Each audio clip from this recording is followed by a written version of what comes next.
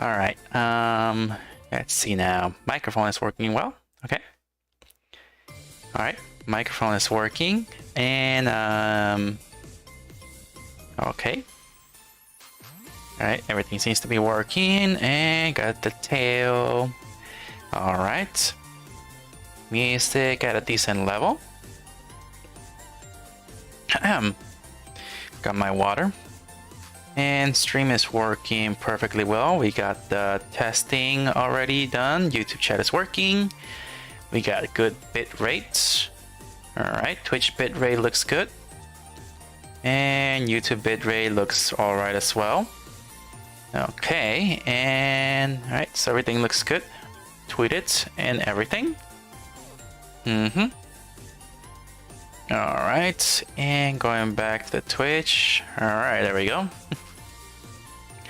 Alright, all good to go. Alright.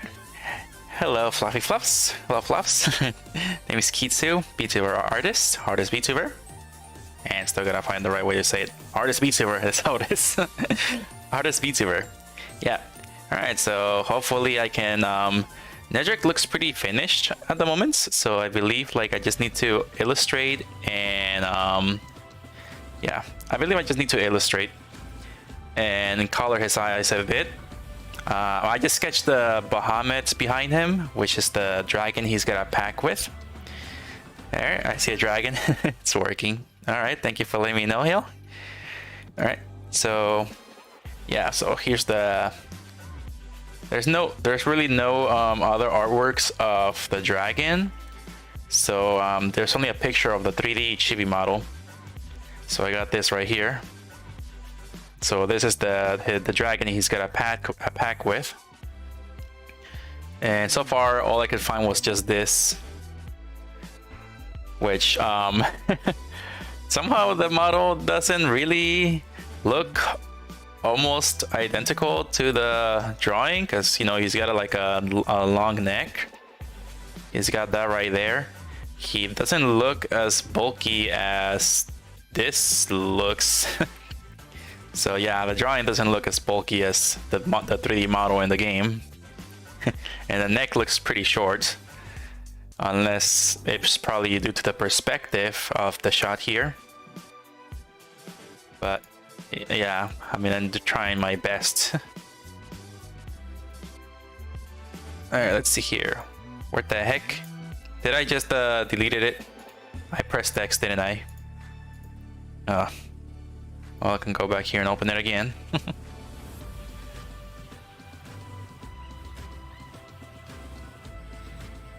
Why is it so small?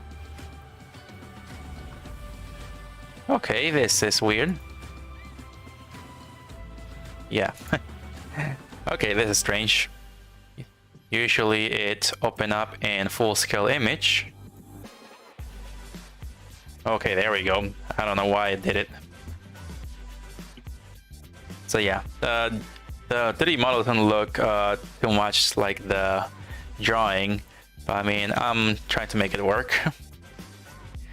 So I just gotta do my best here. All I'm gonna do is just draw the head of the dragon and pretty much a bit of the neck as well. So for now, yeah, I feel like yeah, I decided to actually go with the dragon. Alright, so I'm gonna do some just some basic coloring to go a little bit quick with this. So let's make a coloring folder. I'm gonna try to move fast. I'm gonna make a color folder, and then I'm going to make a color layer. Mostly because I want to move fast with this drawing. Alright, so we got the Bahamut. He's like he's like the same color as Nedrick's coat, except that it looks a bit more darker. Alright. Probably perspective. I mean, it's just if it's a little wonky. Yeah, that's what I believe. Alright, let's move the sketch up here so we don't get in front of the color. Alright, so we're gonna thicken this marker. Alright. Yeah, do this, and then just color the whole thing dark. Oh.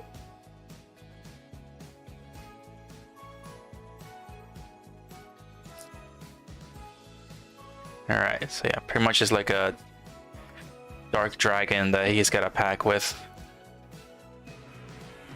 It's actually pretty cool lore of this dragon, saying that it's pretty much close to a god. And to see that this character actually has a pack with it, that said that it's not like a complete pack. This dragon is pretty much trying to take over his body in the game.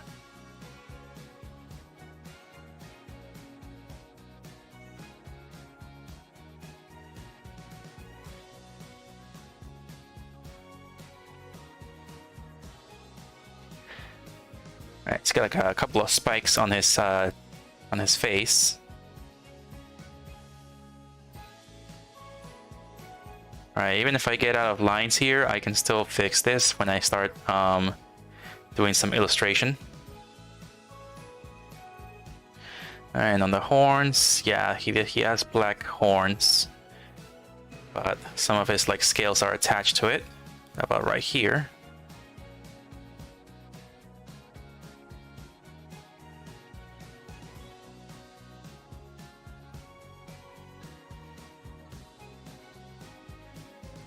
Alright, just gonna go quick on the dragon. Just gonna draw him pretty quick.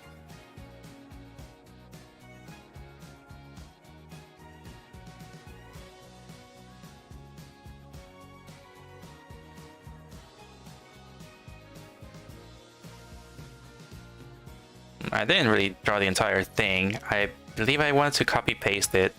Yeah, like just grab this, half of this, and then just copy paste it on the other side.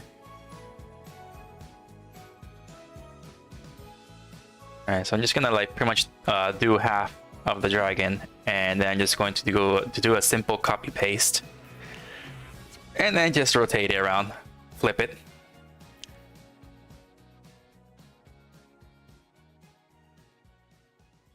It's got like spikes on the shoulders with the arm starts.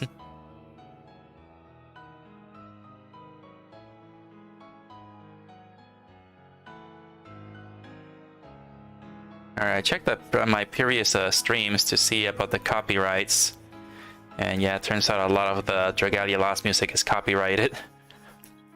Most of it is made by the J-pop idol, so it's pretty difficult to find music for this. I need to find some places to get like video game music that's not copyrighted, or just music for drawing.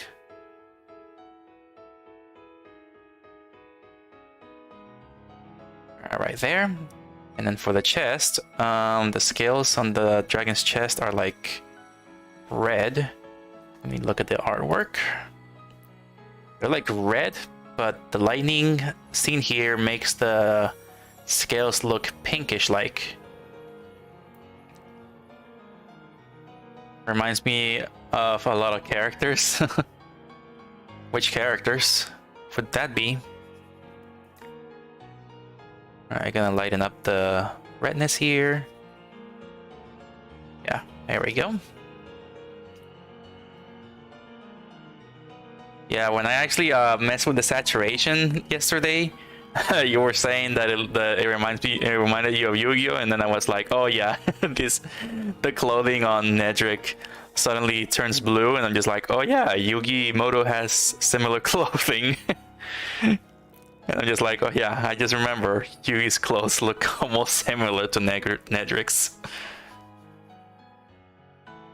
I'm not sure if it was supposed to be like some sort of like a punk fashion or something like that. Like back in the early 2000s, there was like some sort of like punk fashion or something. I'm not sure if that's the right word that it was called, but I kind of see it being called that in video games a lot. Like, you know, kids just being cool on the streets and all that stuff.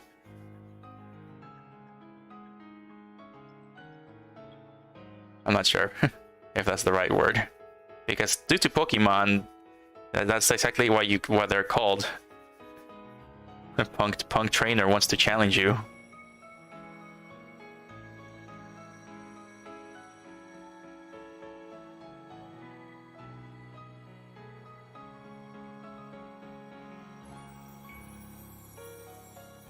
Yeah, I'm not too familiar with that. I was just in school back in those days. So I'm not too familiar with what the heck was going on in the world when I was in school.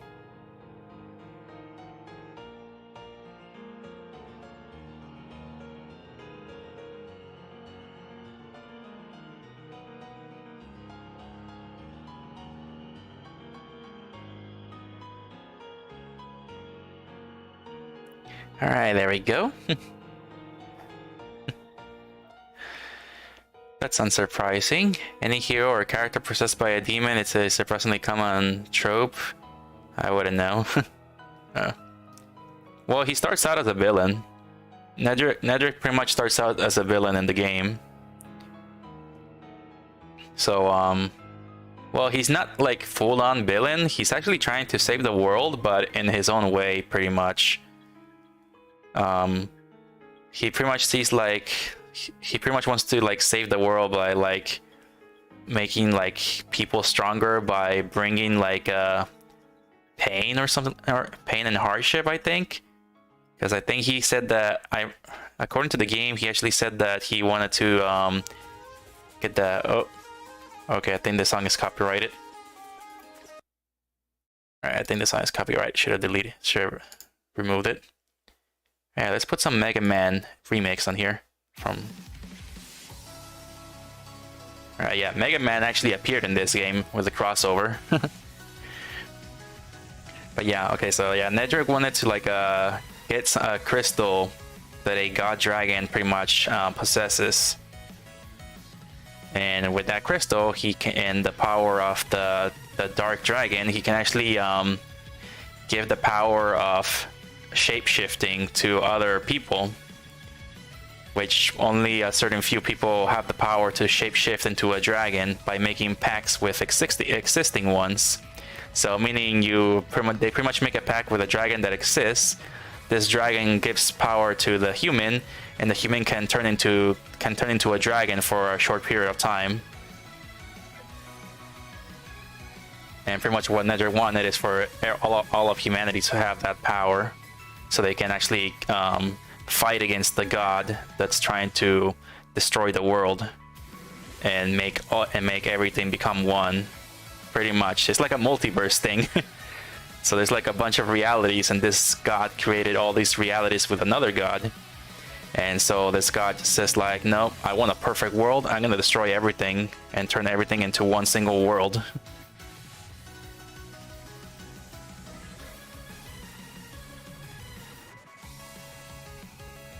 So yeah, pretty much.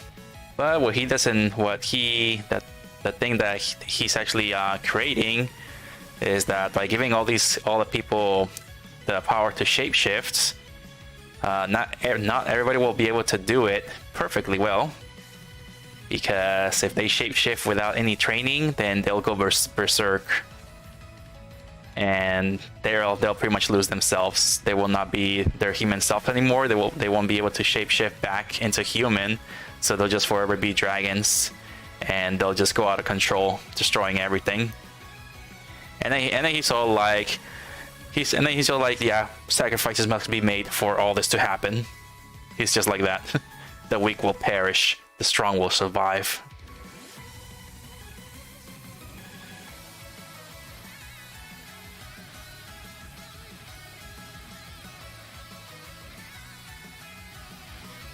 Alright, time to make a detailed sketch. But he doesn't have the full power of the dragon. This dragon is just too powerful that he can only sustain half of the dragon's power.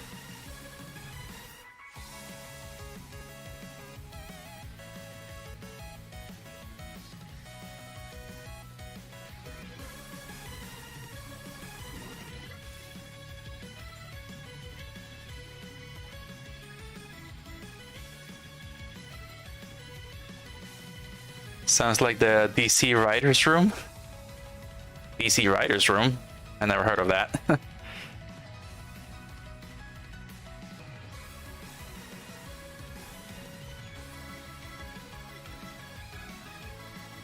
I never heard of that, DC Writers Room.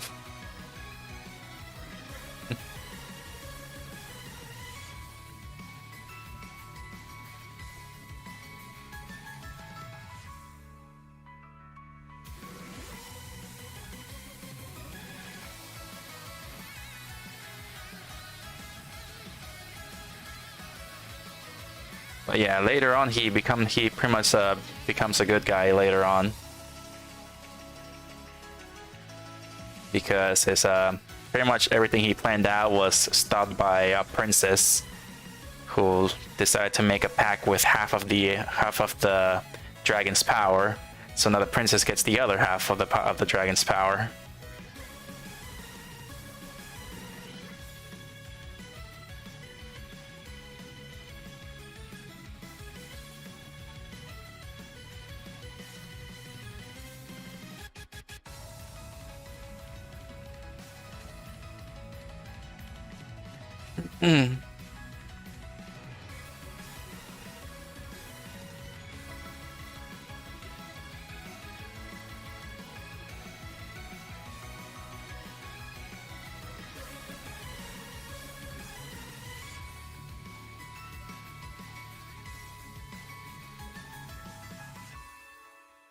Half of DC Comics is like blowing up the multiverse to create a new universe every few years.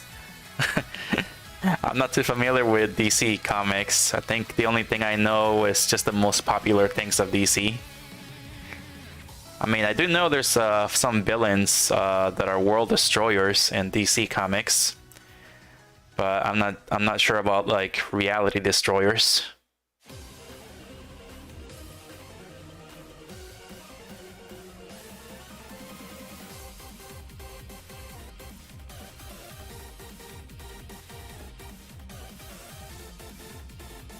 I mostly just know the popular DC heroes and villains like Batman, Superman, The Flash, Wonder Woman.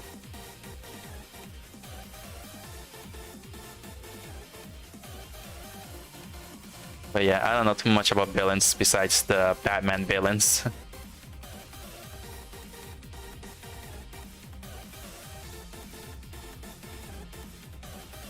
But yeah, I feel like a lot of things are just trying to do multiverse stuff nowadays.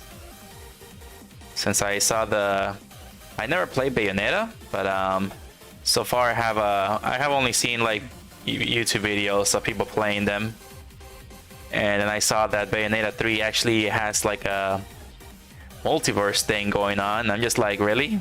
Like like really? Why is everybody getting into the multiverse nowadays? Ever since like the Marvel movie started like showing the Spider-Verse and then the multiverse and stuff like that, and I'm just like, Bayonetta 3 jumping in on this, and then I think Dragon Ball Z also jump into it with the future Trunks saga in Super. A little bit, not too much, but a little bit with Black Goku and stuff. Or no, wait, no, it's not that one. It's oh yeah, it's Dragon Ball Heroes. Yeah, Super Dragon Ball Heroes is pretty much multiverse stuff. So yeah, a lot of things are just getting into the multiverse. And of course, yeah, after playing Dragalia Lost, I'm just like, really, this too? This too has a multiverse thing?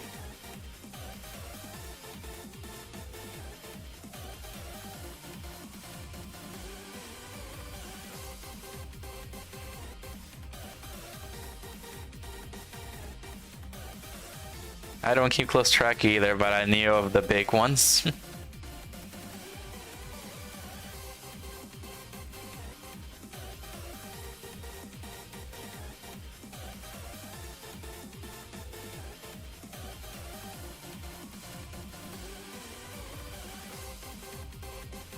Bayonetta 3 has a big multiverse plot happening. Yeah, that's basically what it is, multiverse. Because they do say that that Bayonetta 3's Bayonetta is actually a different Bayonetta from the other Bayonettas. It's basically the baby Bayonetta from Bayonetta 1.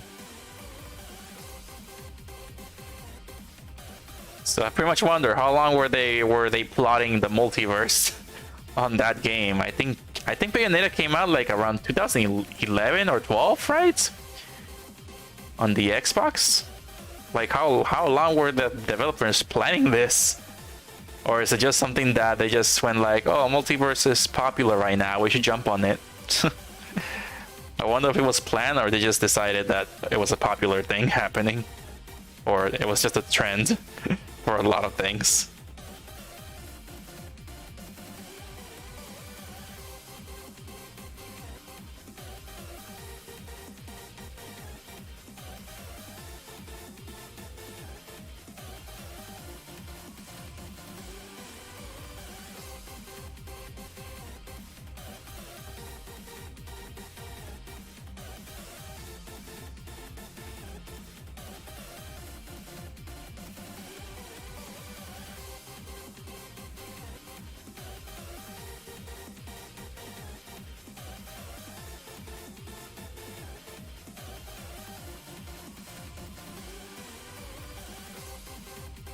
Ooh.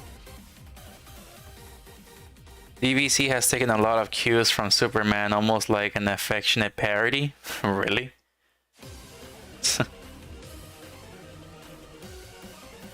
I mean, Goku is practically the Superman of Japan.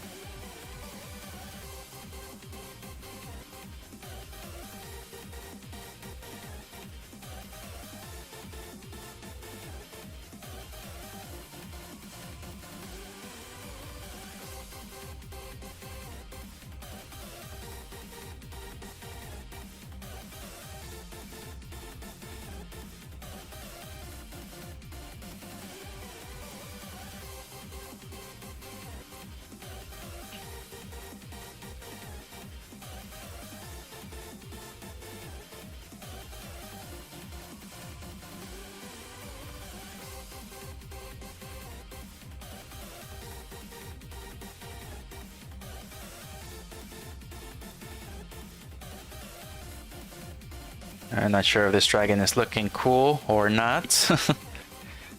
I have not drawn a dragon ever. I think the only dragon I've drawn so far is Charizard. Well, Charizard is not a dragon type Pokemon, and let's see, is he considered a dragon?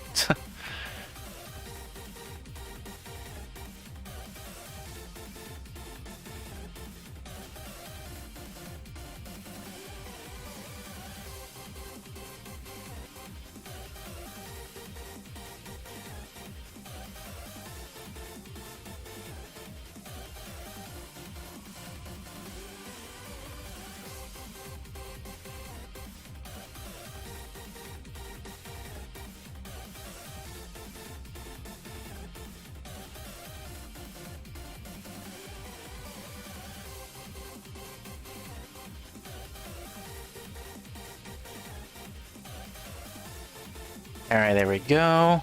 Let's see, what else am I missing? There's more scales up here.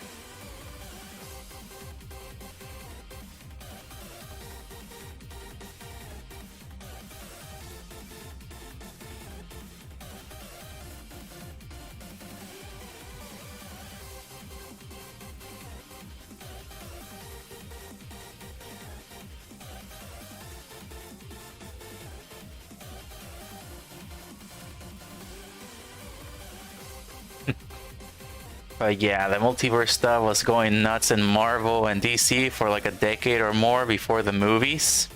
Oh wow, really? I think with Bayonetta 3, it was more recent thing, since they admitted they had nothing when the first teaser for 3 came out. Yeah, I think they delayed it. They announced it like 4 or 5 years ago, and then they like delayed it.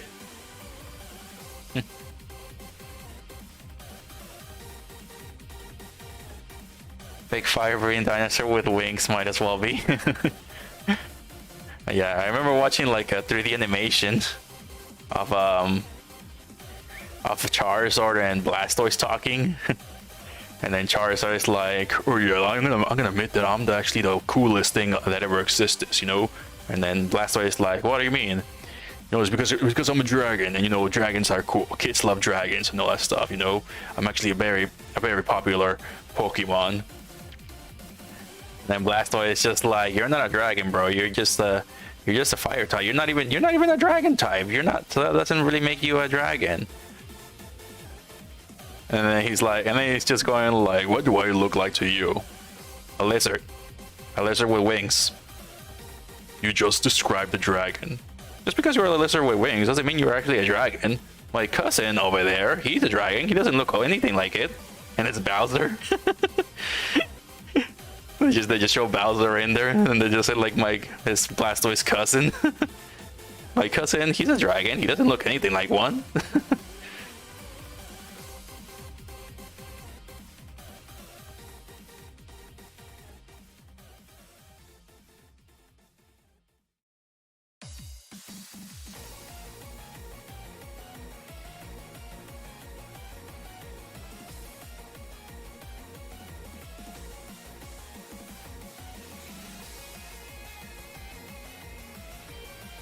Yeah, I can't remember what that was called. It's like a really long time ago now. It's like probably almost 10 years ago now. Almost 10 years ago, I feel like that video was. It's exactly how I actually started watching this thing called Starter Squad, which is also another 3D animated video. I can't remember the name of the creator, but I know that the name of the Pokemon animation is called Starter Squad, which is pretty much Charmander, Bulbasaur, and Squirtle just going on their own Pokemon journey.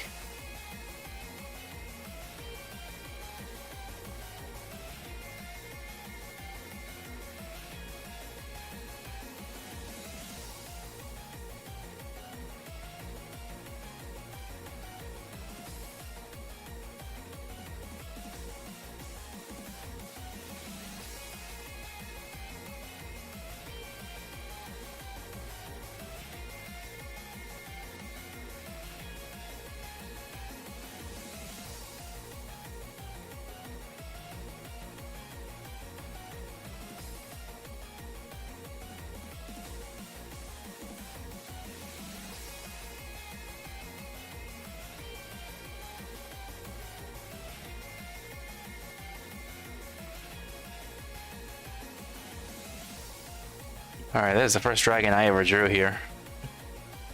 Wonder if it's gonna look good or not.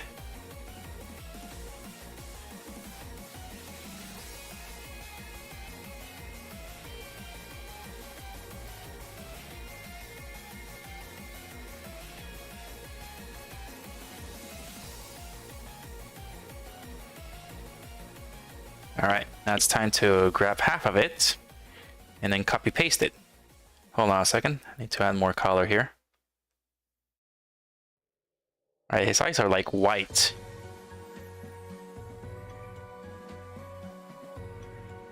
They're like white yellowish.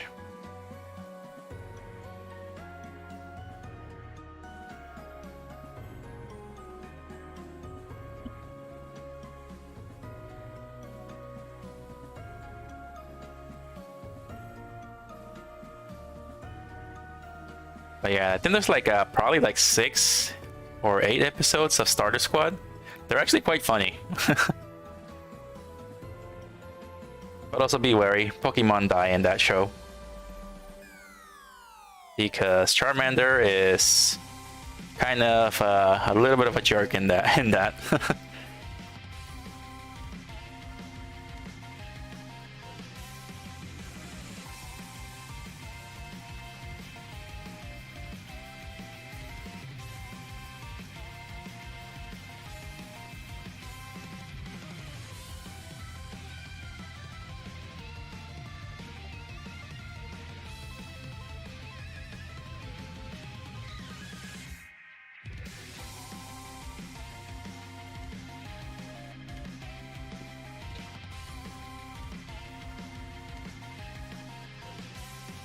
Alright, here we go.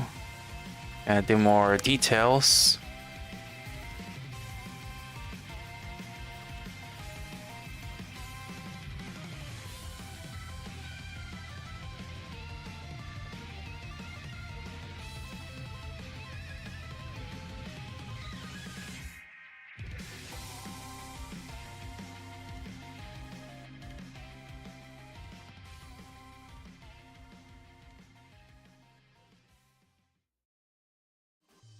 I could work at other companies. Oh, it's ad playing.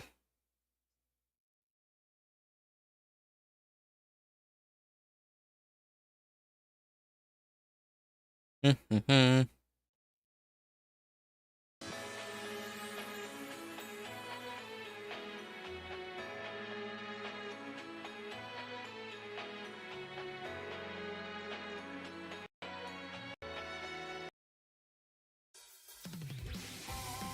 Alright, there we go. More Mega Man. Dragons from the front always look awkward. Yeah. Yeah, it's more cooler when you look at them sideways. Now I feel like I'm drawing Maleficent here. I don't know why it feels that way. It feels like I'm drawing Maleficent's dragon form. Alright, let's start copy pasting this.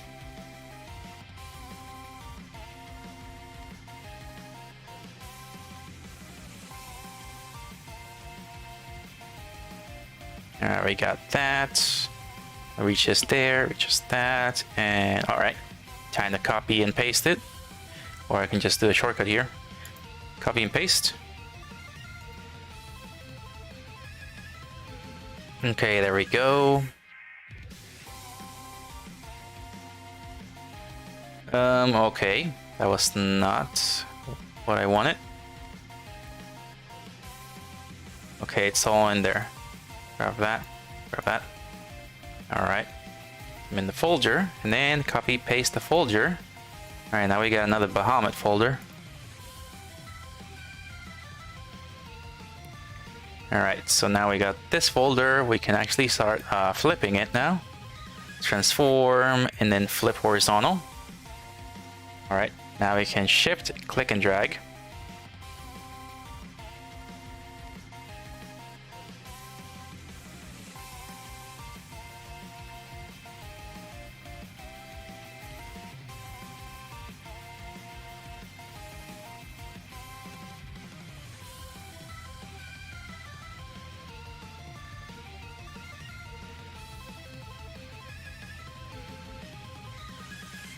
Okay.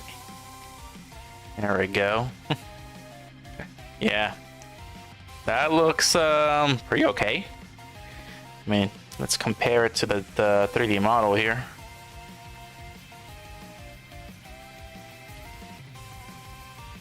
Okay. I mean, it's close enough, I guess. Well, it'll never be as awesome as this right here. This looks like way too awesome. But yeah, this is I guess that's close enough, maybe.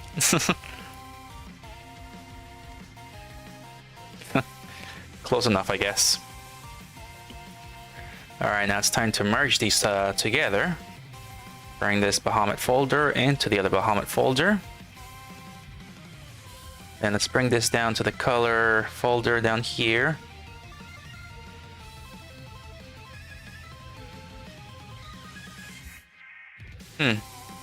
Okay. This is strange.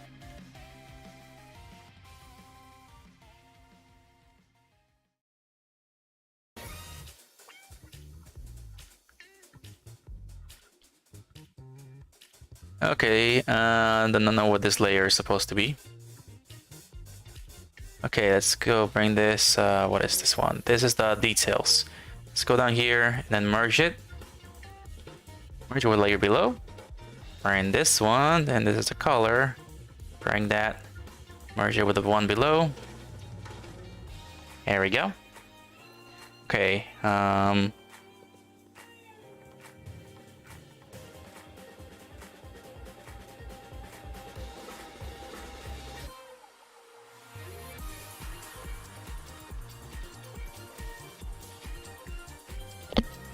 just hit the microphone.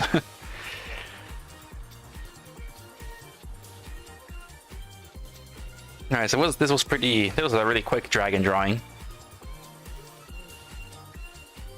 Alright, now I just need to finish coloring it.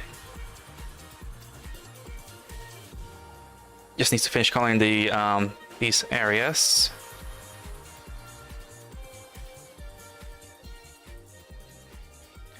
And then we'll get to the shadows and the lighted areas.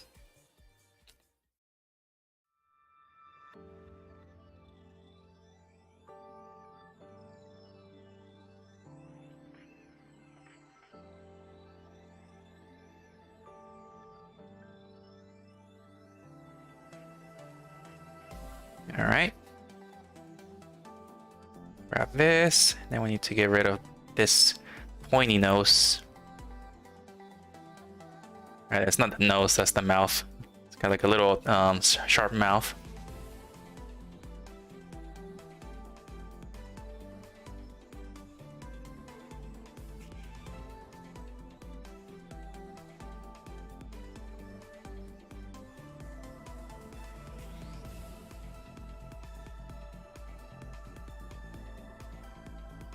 All right.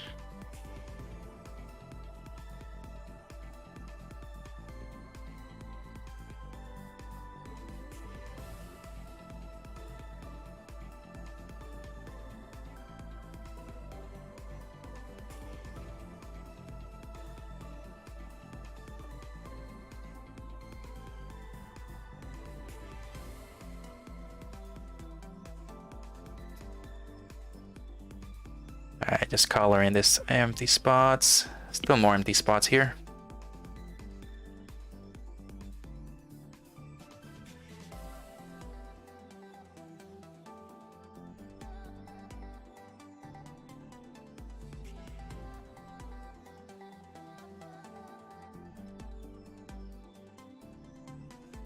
Alright, not sure if I'm using too much paint because this program is slowing down my computer sometimes. Or maybe it's because I'm using time lapse and it uses data to actually record the time lapse.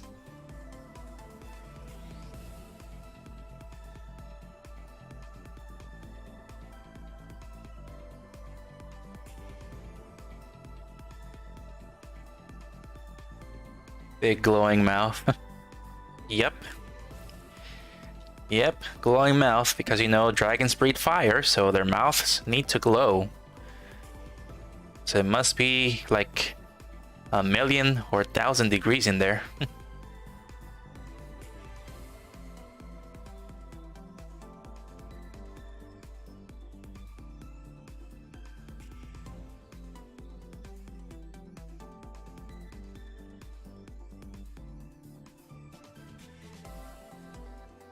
Alright, now we need to actually add some lines in there so we can actually trap the magic wand tool and not have it go inside the drawing.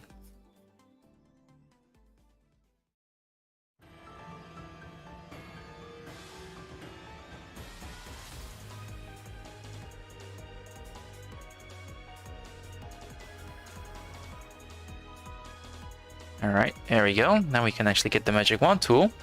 Turn off the color. Turn off Nedrick. Let's grab that. Turn the color back on. Go on the color. And delete. And we still got the color here on this side. Let's invert it.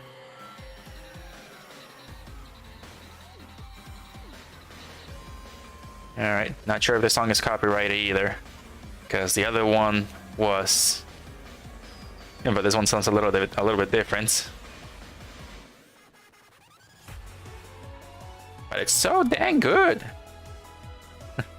This music is like, it's really good. I don't know why it's copyrighted. It's a really good boss battle song.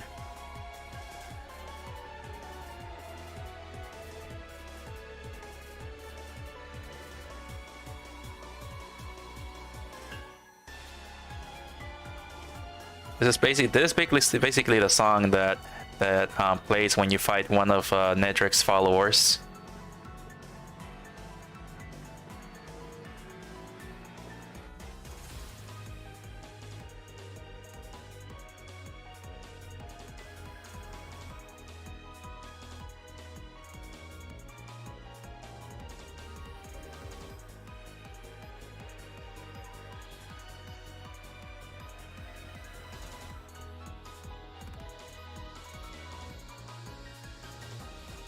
Alright, and I'm trying to see what else is missing. Let's just color this part.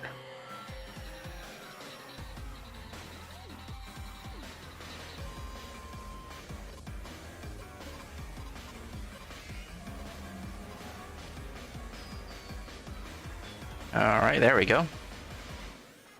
Gotta turn off the color again and select this part. Yeah, I forgot to block this one up here. And where's the details? There we go.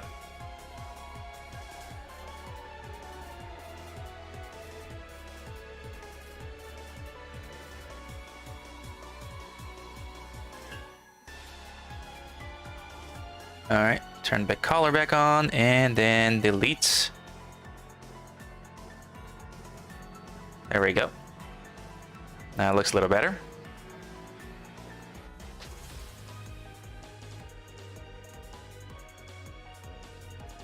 Okay, let's turn Nedrick back on. Okay, now for what I want to do next would be let's go. Let's see. I wanna make like a flame behind Nedrick, and then have Bahamut like right between the flames. Alright, so this can go now. Don't need this anymore. Alright, so this right here. Then we're just gonna grab the brush tool. Let's see, a thick paint. Let's grab the oil paint. Make it as big as possible. And then let's see, Nedrick's key is pretty much purple. Like a dark purple.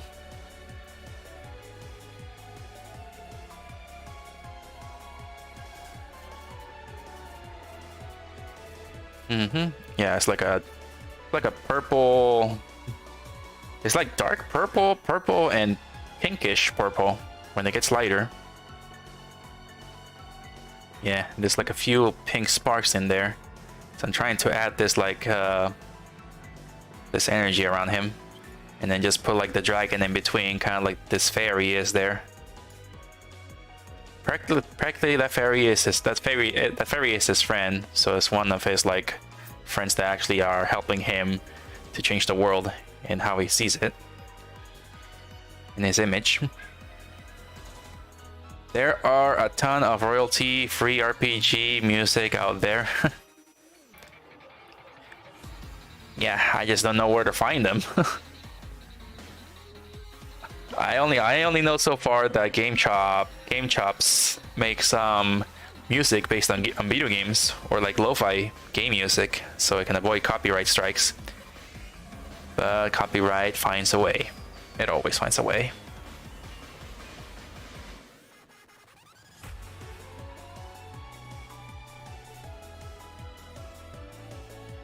Okay, so it's like a purple, blue, dark purple color.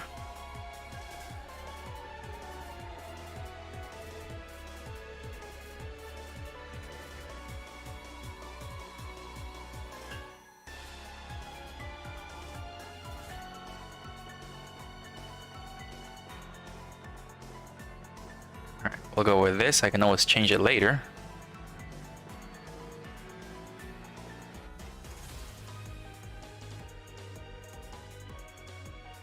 Alright, let's just draw it around him a little bit. Alright, and then let's have it take the shape of flames.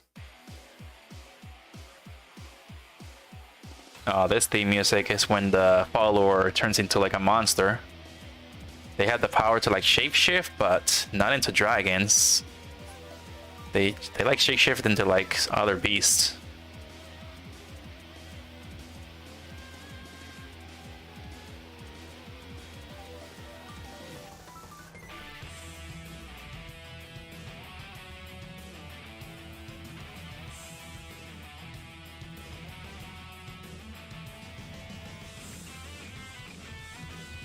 Let's make the eraser bigger. That's too big.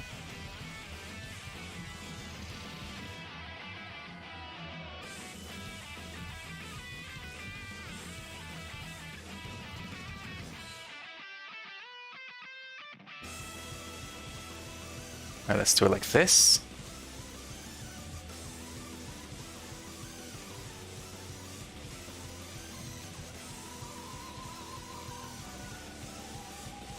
Trying to make like that energy effect around him.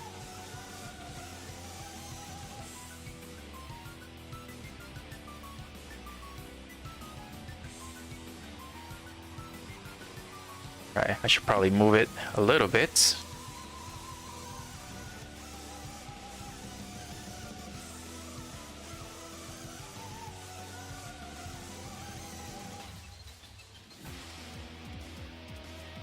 Alright, just like that. And go back to the brush. Maybe SoundCloud. I've been thinking about looking at SoundCloud. I've been thinking about that. I have the tab open, but I just keep forgetting to check for some music.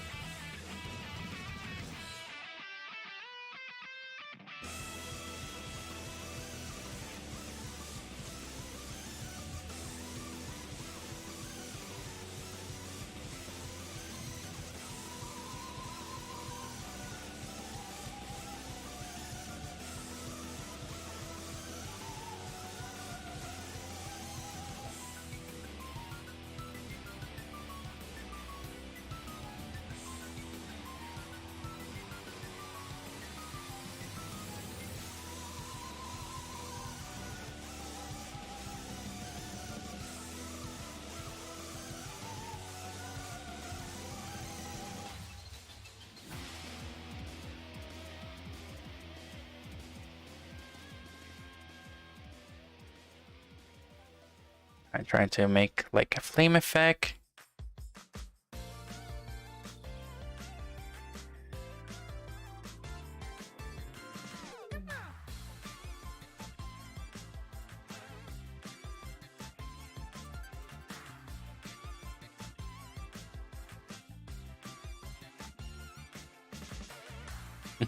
I'm not sure how to stream music work anyways.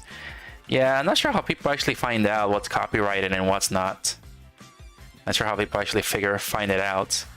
Try to see if there's like a website that explains it, but sadly there isn't any.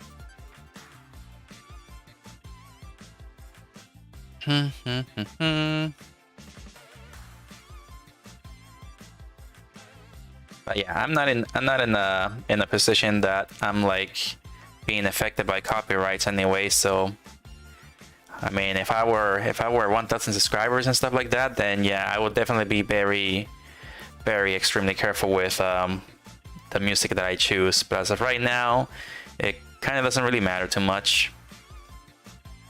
As long as no ads are playing in my videos, that's all good.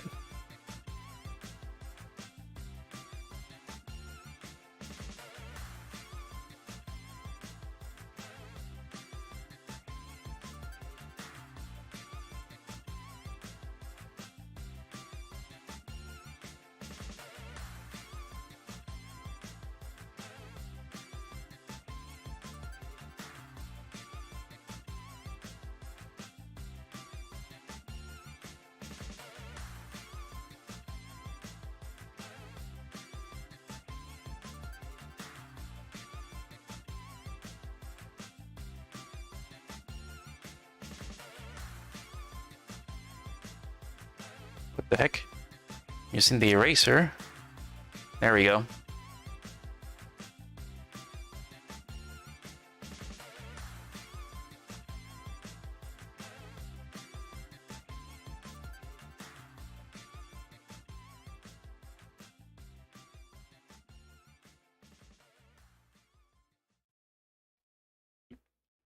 All right, so now we got a commercial playing.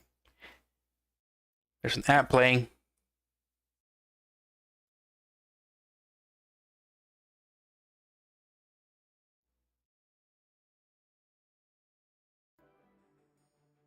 All right, here's another one. Trying to see.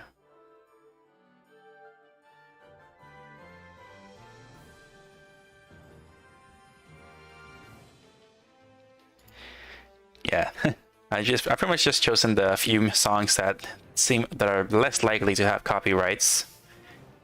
because they don't have the name of the Japanese pop singer.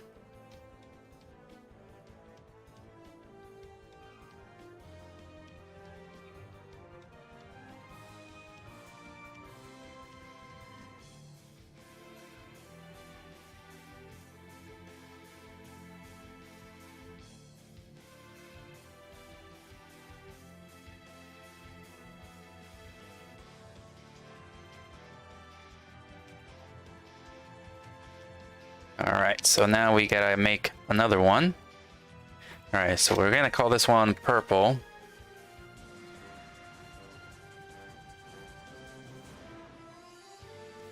Then we're gonna call this one dark purple.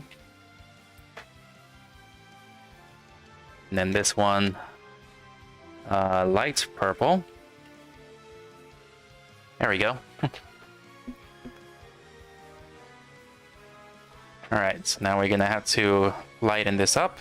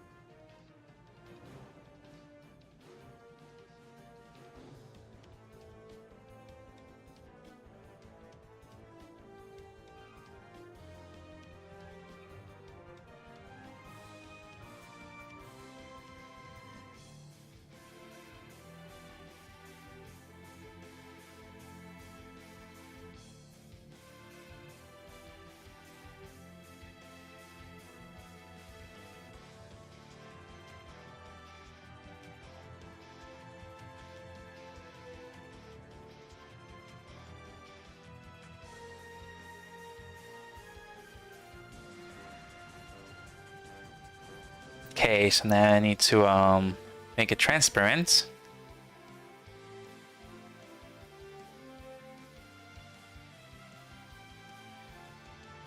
Not even sure if this will work. Might need to actually make a copy of it. And maybe put the dragon in between.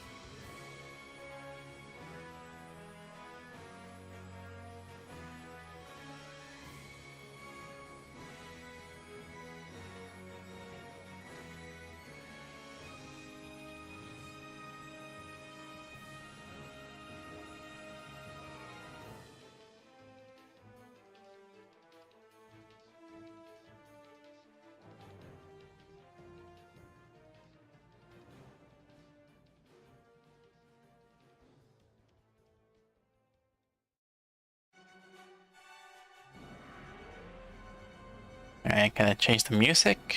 Let's see. Change it to a different one.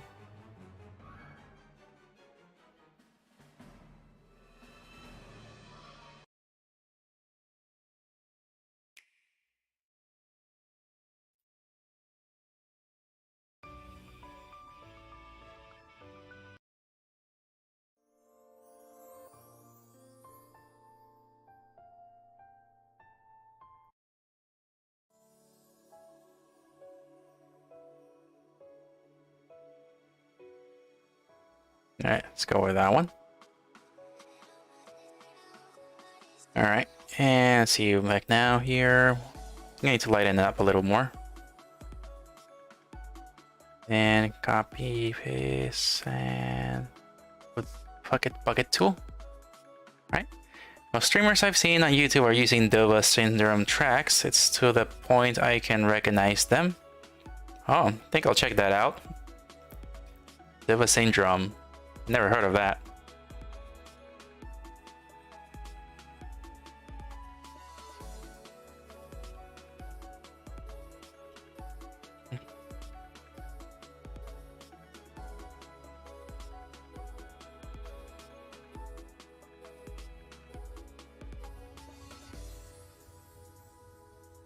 Let's go with darker purple.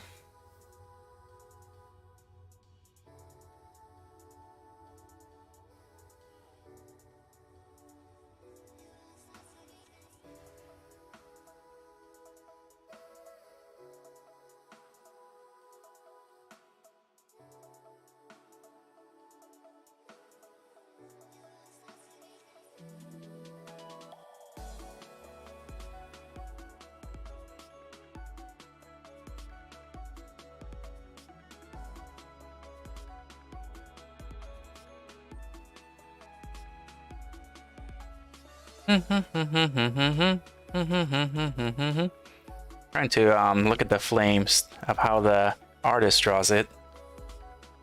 It's kind of difficult.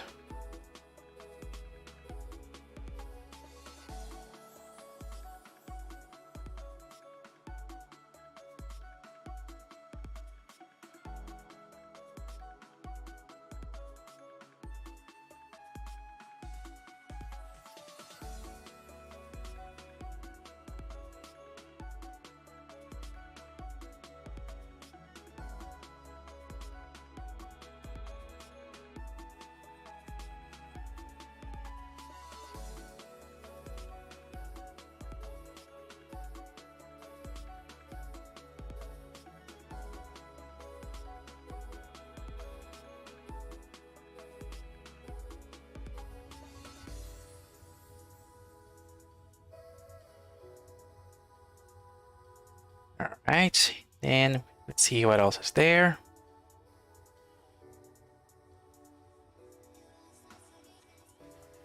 Alright, we might need to make this a little bit more darker. Can add another one. What the heck? There we go. Right. Lighter. Purple. Alright, so we need to make this a little bit more lighter. And grab the brush.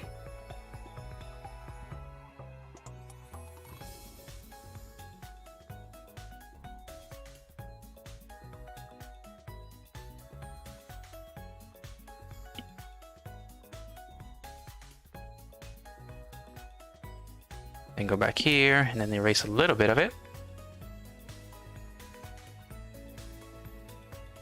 Wait, using the wrong one.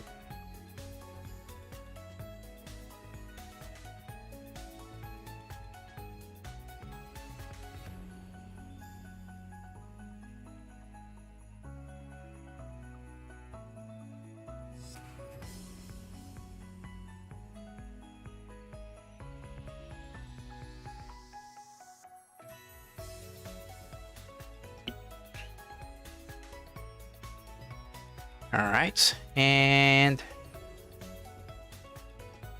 just trying to get rid of these areas that are a little so there's like a little bit of bumps in these flames. Don't want to have these bumps noticeable. Want it to look as sharp as possible.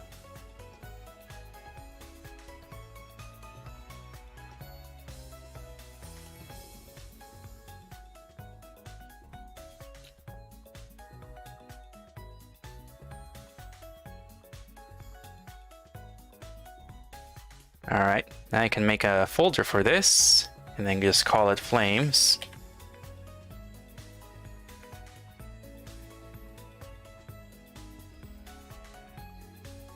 Turn it to one folder, and then I want to make it a little bit bigger so it can cover the dragon.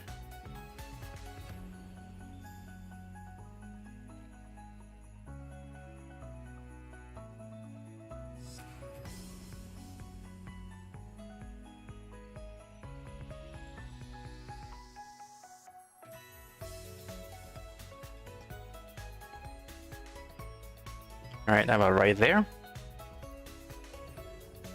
Alright, so now we got Bahamut. Let's see, so the flames, I'm gonna lower the transparency a bit.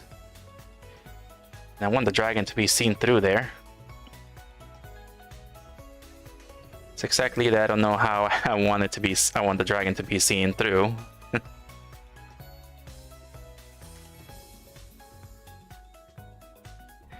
If I were to copy them, let's see, I want to try this this out.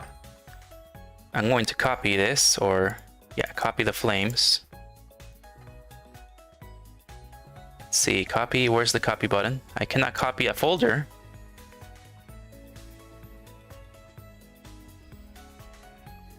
I can copy it through here. There we go. And just bring Bahamut in the center, grab this one.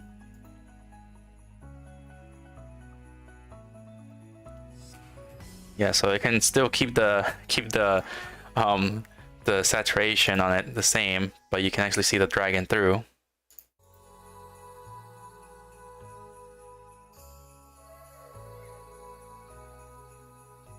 Alright, so now we can make Bahamut a little bit bigger because I did not draw everything on him.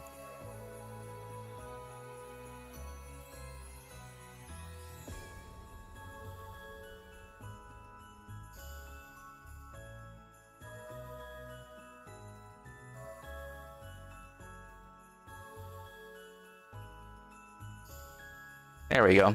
Alright, so kind of like that. You can see his like, oh wait, maybe I can actually make his eye see-through in there.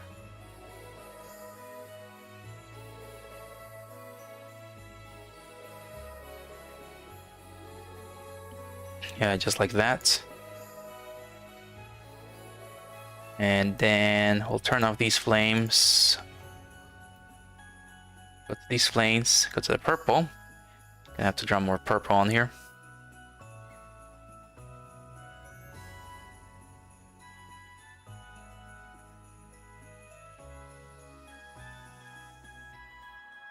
And grab the copy.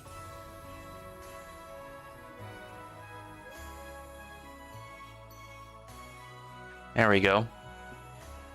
Something like that. I mean, it can be better. But I'm not skilled enough to try that skill out.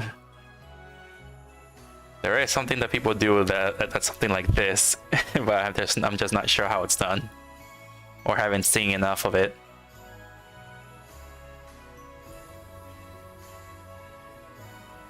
Alright, we'll go back to Bahamut, and we can start working on the shadows. Alright, we'll work on the shadows. And light. Alright. Alright, we're gonna start working on shadows. Gonna grab the marker and have a look at the 3D model again.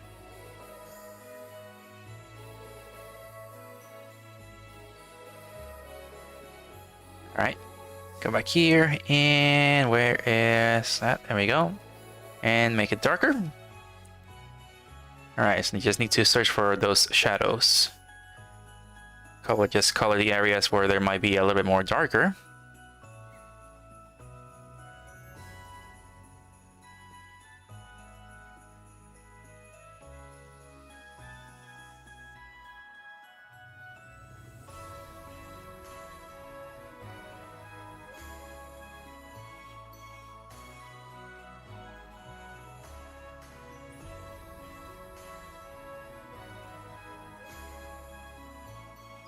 Alright, and there's always going to be a shadow every time, like, there's a scale.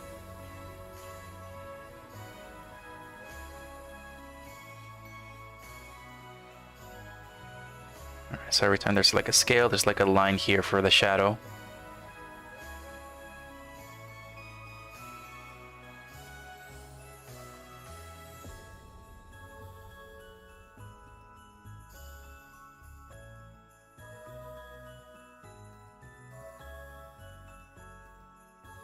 All right.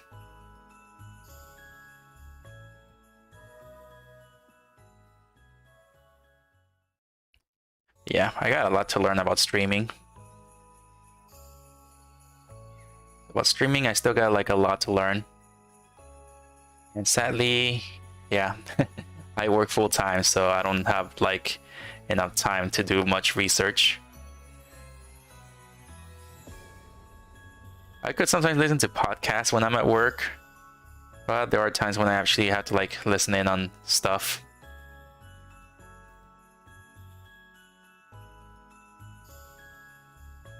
I have to like make phone calls sometimes, and sometimes I have to do computer work.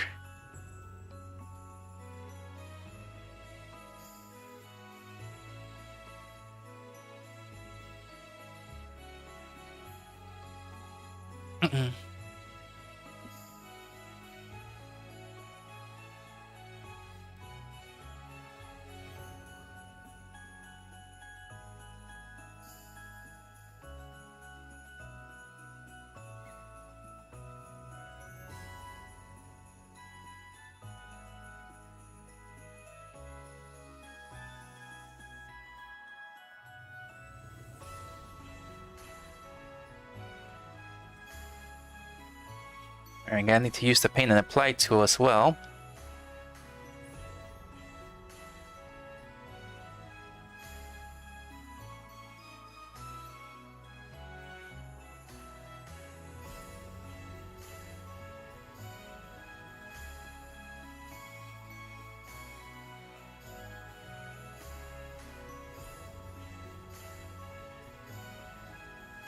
And there's like shadow here on the eyebrows. Scaly eyebrows.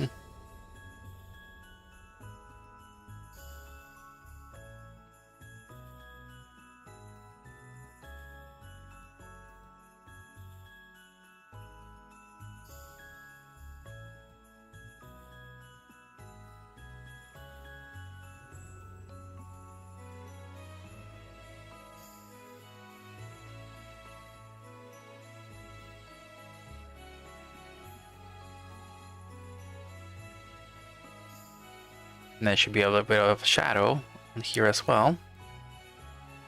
I'm very quiet, so yeah, focusing on the drawing.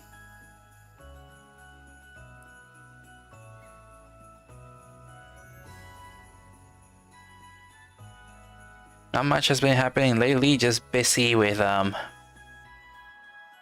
doing some Christmas shopping last weekend. And last weekend I actually went out to do a bit of shopping, if I remember correctly. I can't remember what I did last weekend.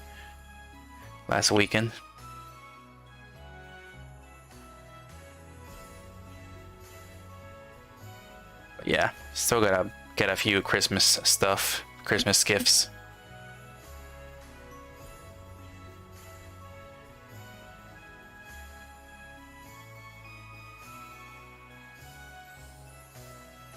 I think my work is doing like this Secret Santa thingy, so I need to buy a gift for somebody, which I have not done yet, so hopefully I can do that tomorrow, because today there was like just no time. Was mowing the lawn, and it was a lot of hard work right now. It was a lot of hard work today, because there was a bunch of weeds out there growing.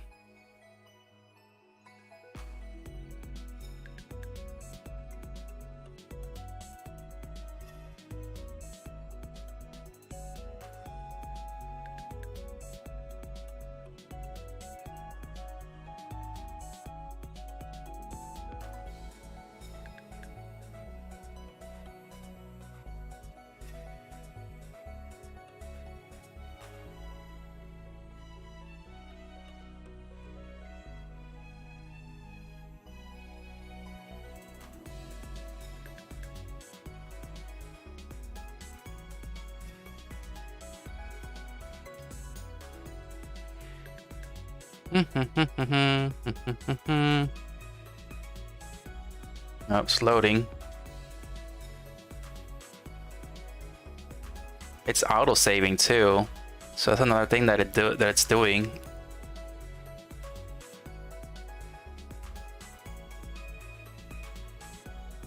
Yeah, it auto-saves, and I think that's also another thing that makes it slow down.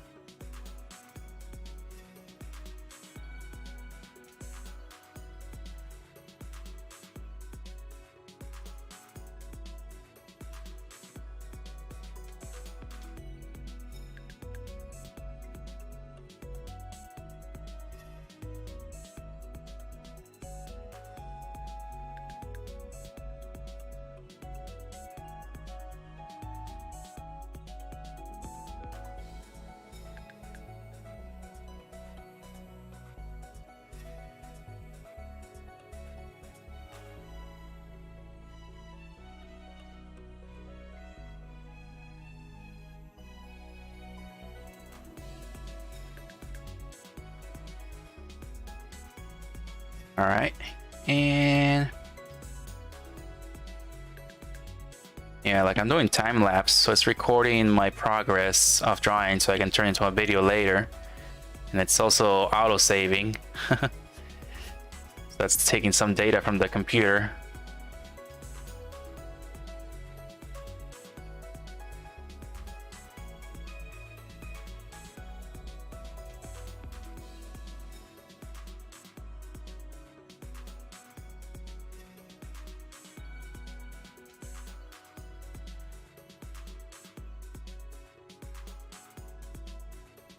All right.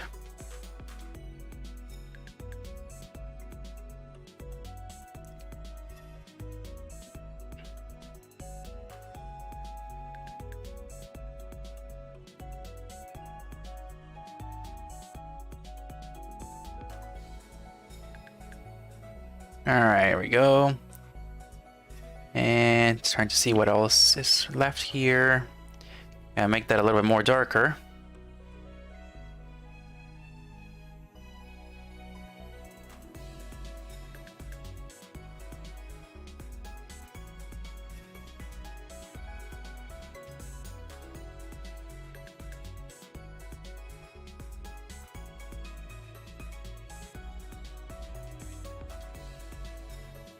Sounds like it. Better than losing your project to a power outage or crash. Usually Clip Studio Paint doesn't really save my progress automatically. Only when it starts slowing down, like it is right now sometimes, because I have the time lapse on. It tends to do that a lot of times. It just consequentially just keeps on doing it. Every time it's like slowing down and it starts loading, it begins to just autosave on its own. And it doesn't do that when everything is running smoothly. It only does it when it starts like detecting an error. Pretty much like I did with the Fire Emblem drawing the thick paint style, Marth. It was like slowing down a lot and it started to just autosave on its own, and I think it made like a bunch of autosaves. Too many autosaves.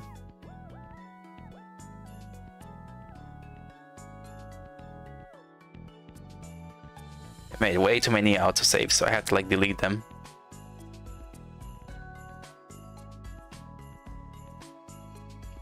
And I had to delete some time lapses on the videos. I mean on the drawings.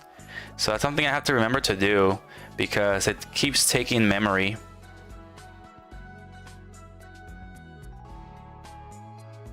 It takes memory by using time-lapse, so once you're done with the drawing, you have to turn the time-lapse off, or else it starts taking away gigabytes from the memory.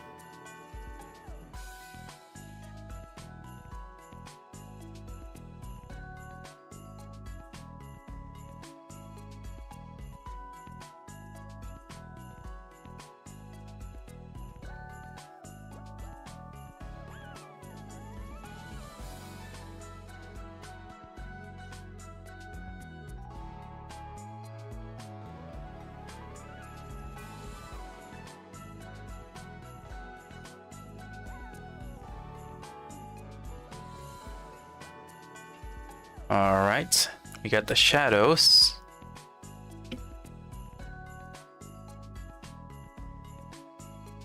Oh, yeah, I grabbed the dark there. Been drawing for an hour and 22 minutes, so wow. Hopefully I can finish in 1 hour.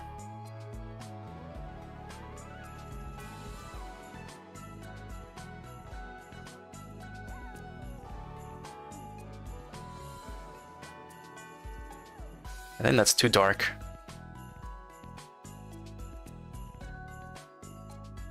There we go.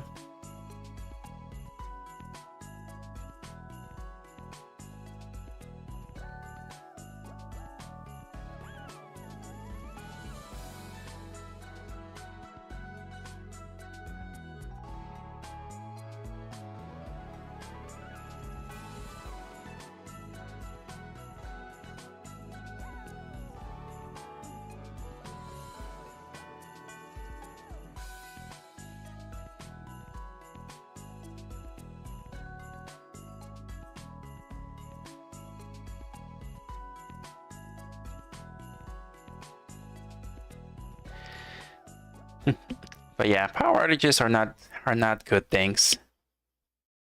It's always good to autosave, but I don't like that it's autosaving way too much.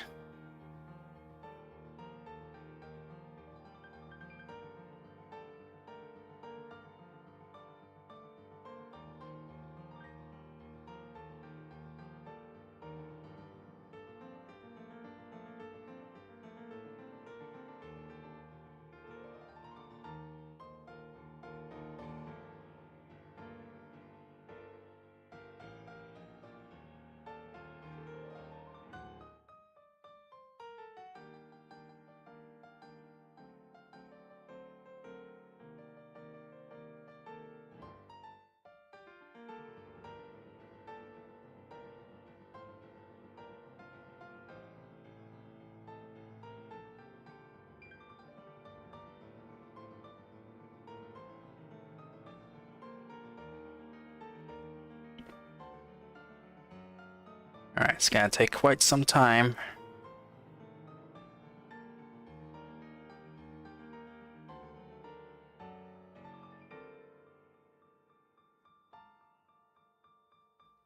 Alright, it takes a while to add shadows.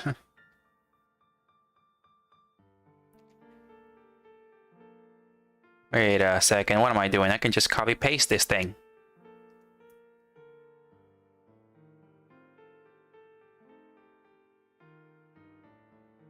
I can just copy paste it. What the heck am I doing? It's much more faster to do it.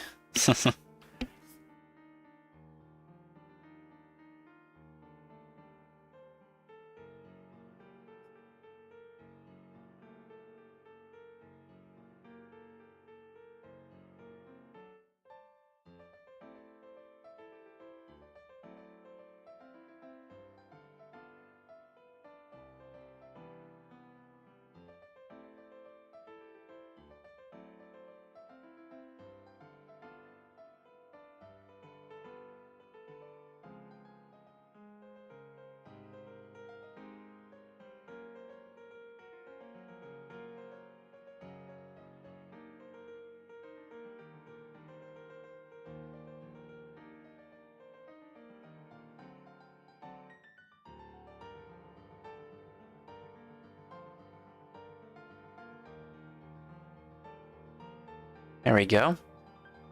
Alright, then just keep doing shadows here and here, only to the middle.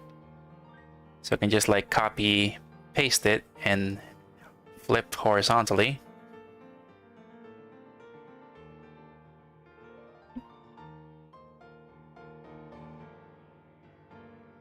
Alright, now that's gonna be red.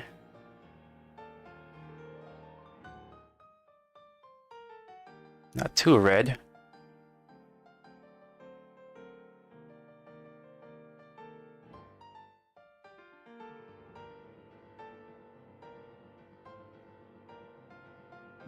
Let's go back to basic color and let's add the teeth. That's one thing I didn't do.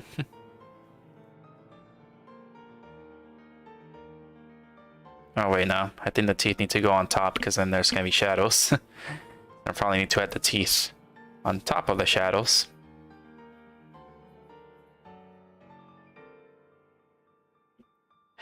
I don't know if Cliff Studio Paint has this, but some programs do have a settings for backups, like how often you save and how big the backup folder can be. Yeah, I haven't really tried it, but I never really had this issue until now, until recently. Like, I don't know. It's an ad playing.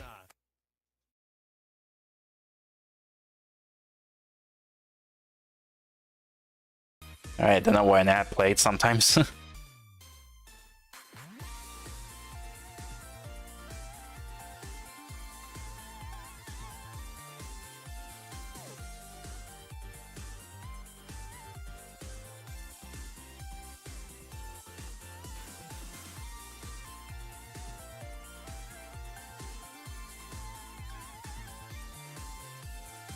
I need to change it to orange instead.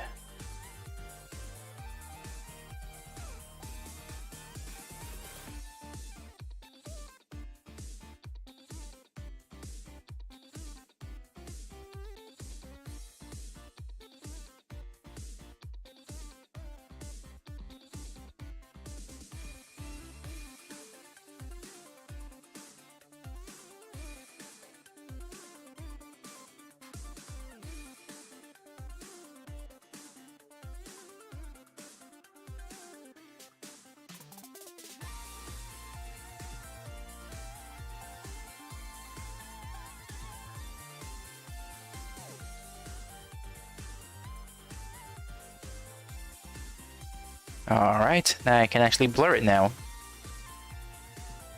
Wait, still need a bit more here.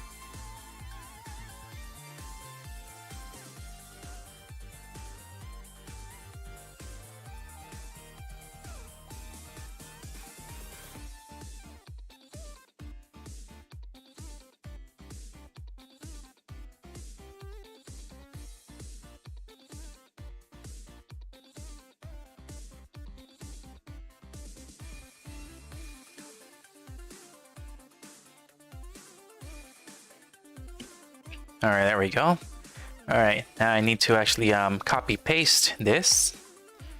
All right, so shadows. Now I can actually copy it. Paste. Flip horizontal.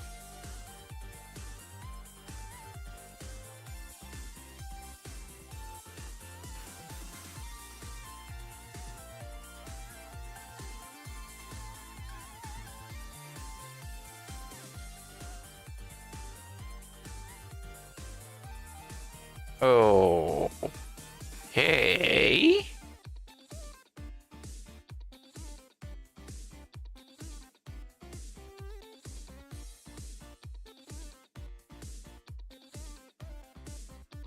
All right, there we go. All right, so now we merge these together. And we go to filter, blur, and then strong blur.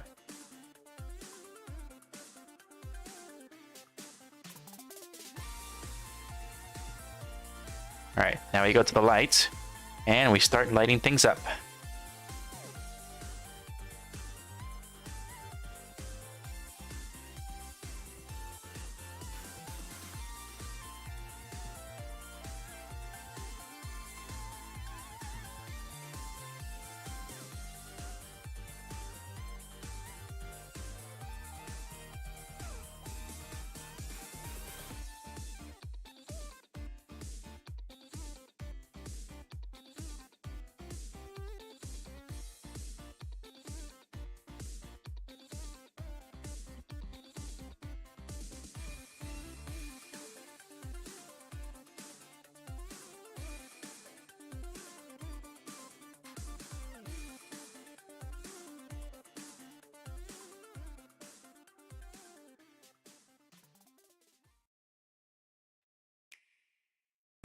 And there's another app playing.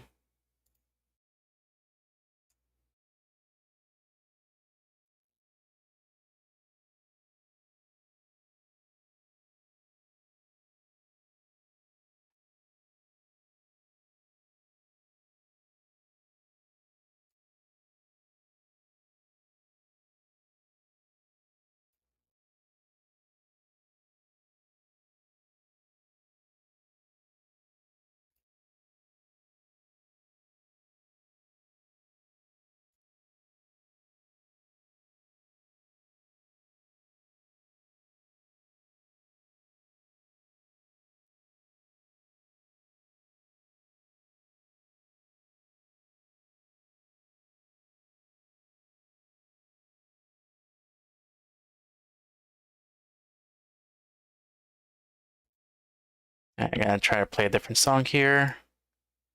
Trying to look for one. Okay, here we go. Kind of just put some Animal Crossing campfire.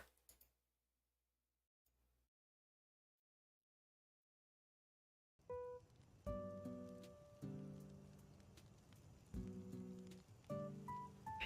right, there we go. Get some relaxing Animal Crossing song. All right, and let's go back to drawing. Open up the dragon for reference.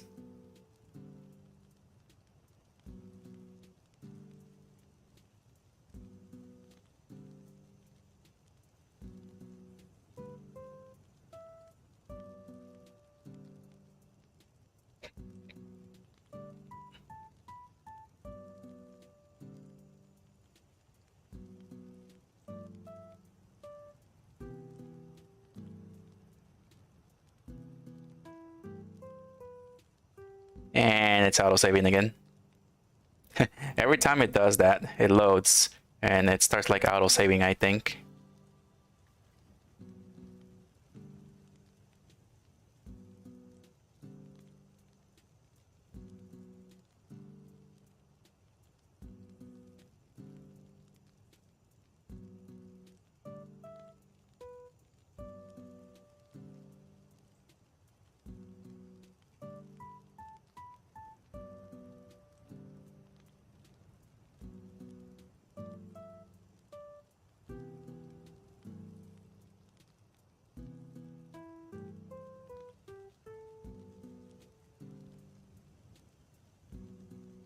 And then just brighten this up a little bit.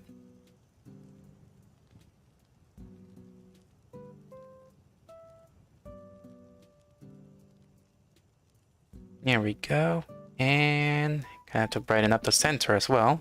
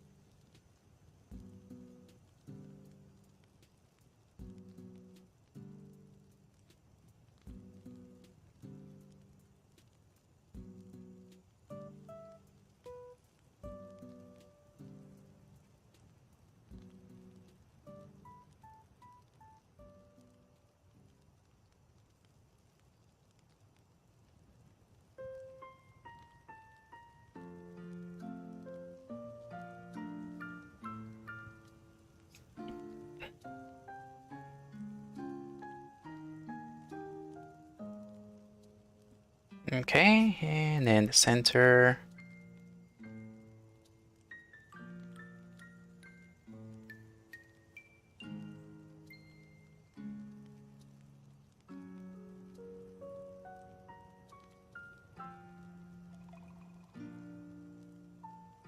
I need to add some fire breathing lightning as well, as the mouth is glowing. Also the eyes are glowing as well. So I need to add some shininess to, some yellow shininess on there.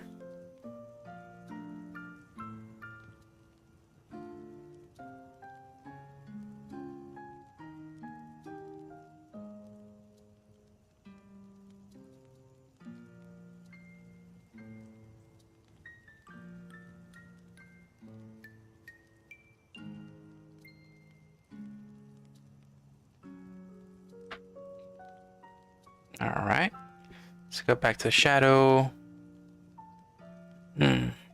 Some shadows here, since I did not add the one that goes in here. Did not add that shadow. Go back to the blur tool, start blurring it.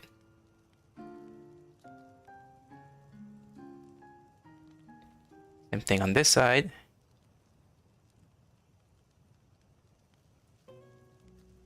Then grab the blur tool and start blurring it.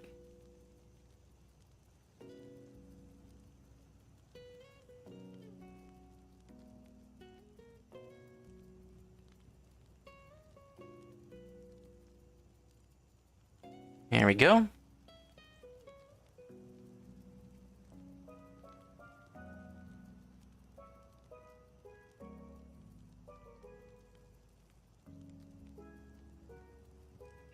Alright, let's grab the shadow again and make it darker, because I think we need to add like a this right here.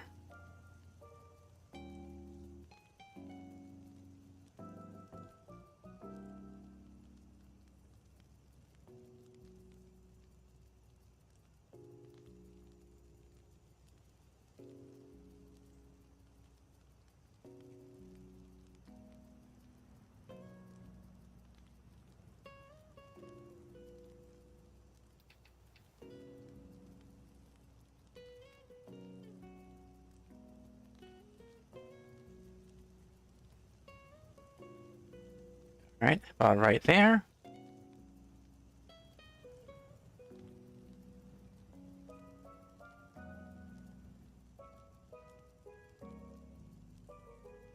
And go back to details. I think I actually, yeah, it's this right here. Thought it was a color.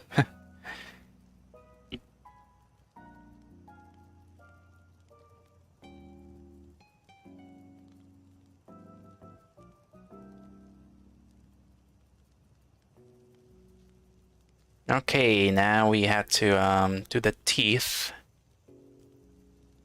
But as of now, I think we gotta blur this first.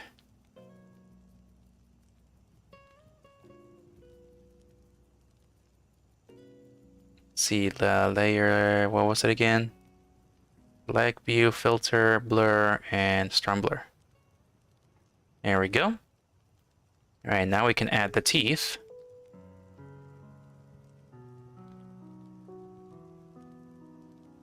Alright, now we can start adding teeth. Which is just going to be a couple of dots.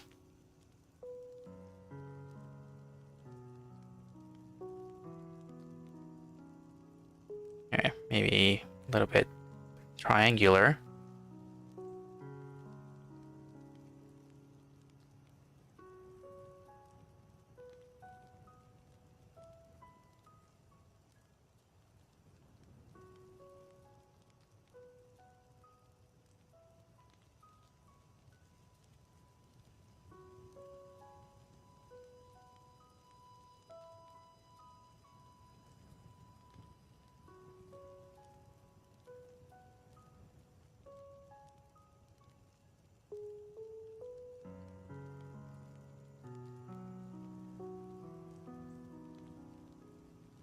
Alright, just like that.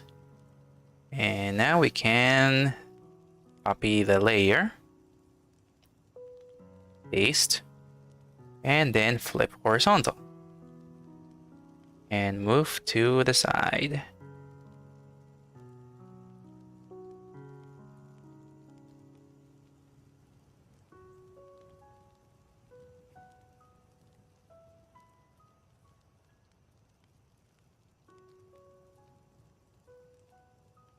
Alright. It's looking quite okay, I guess.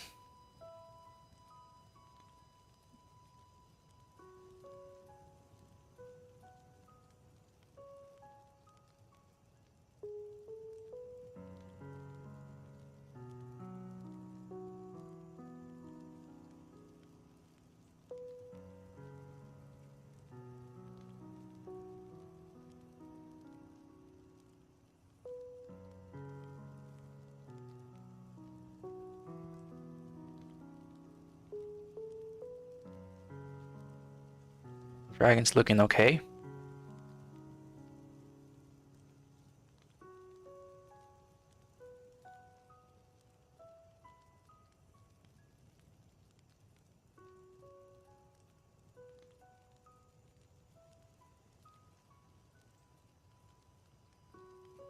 Let's erase a little bit here.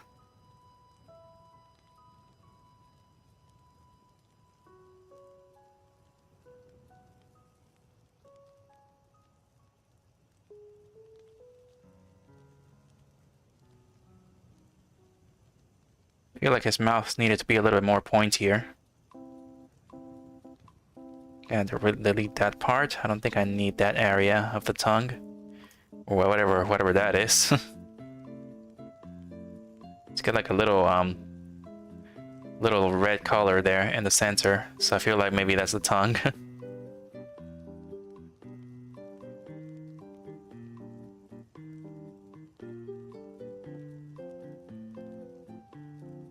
Alright, got that.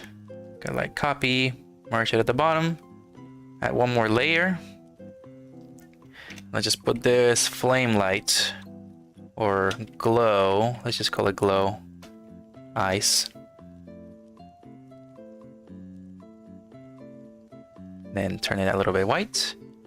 And then grab the paint and apply tool.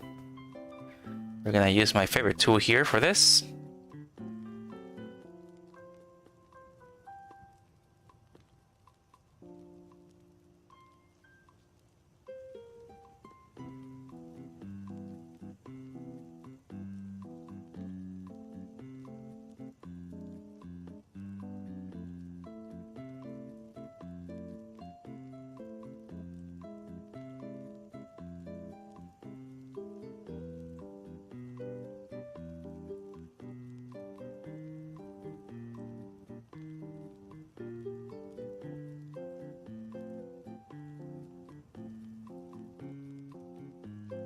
Alright, and then turn this tool a little bit bigger.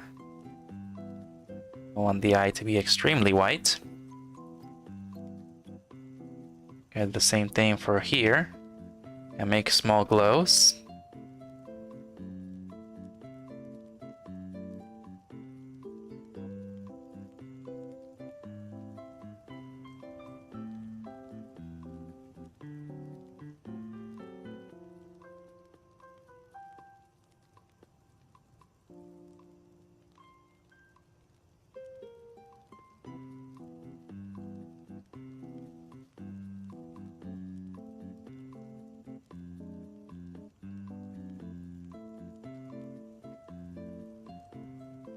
There we go. And then the same thing. Copy, paste, and flip horizontal.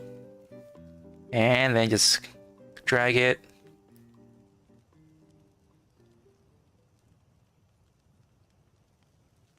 Use the arrow keys to align it. There we go.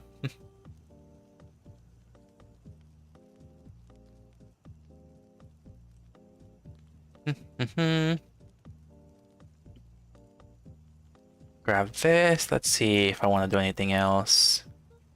I think I needed to actually add some glow onto that as well. Let's add another layer.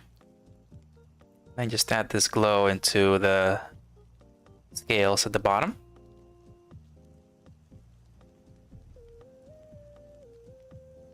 Oh. I got his scales wrong. His scales are wrong. Oh boy.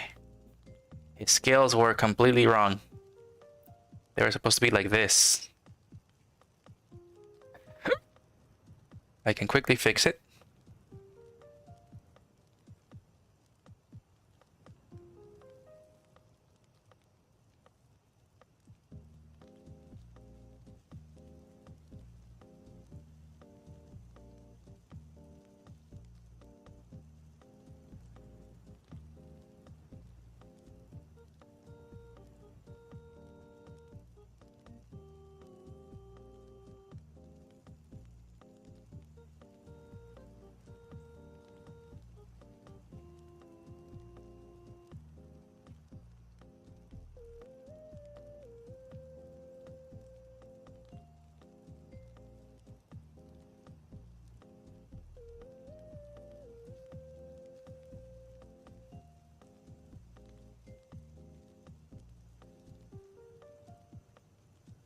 There we go. That's how his scales need to look like, pretty much.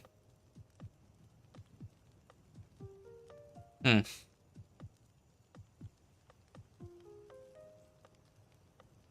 need to add these details down here.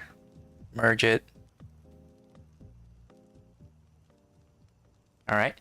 And then just delete this down here.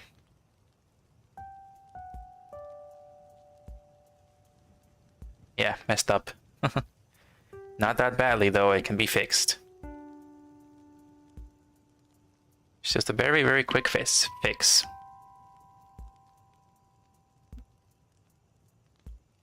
Alright, and then we can go back to Ninja Shadows.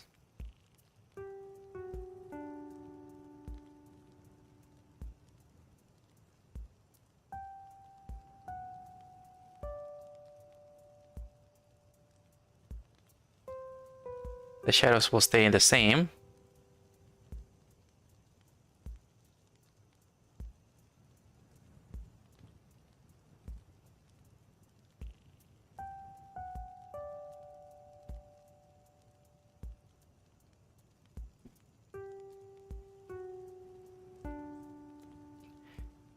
Alright, and then here, down here, then erase the center. Yeah, it's like I'm like trying to fix what I messed up here. I messed up the way the scales look like on his chest.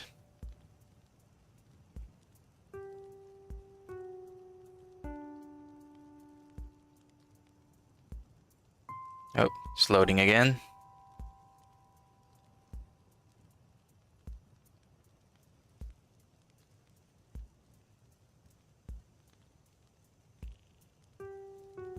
Let's just do it like that. Alright, then let's just blur this a little bit.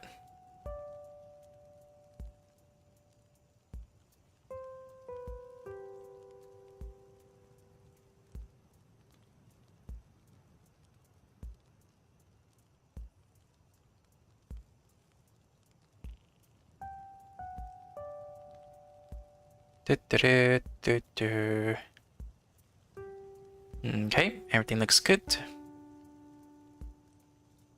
Let's just add a little bit of shading here and there.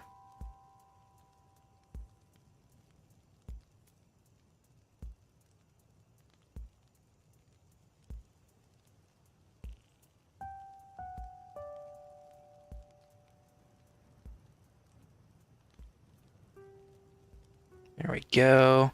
I did not delete the detail here, did I? I did not.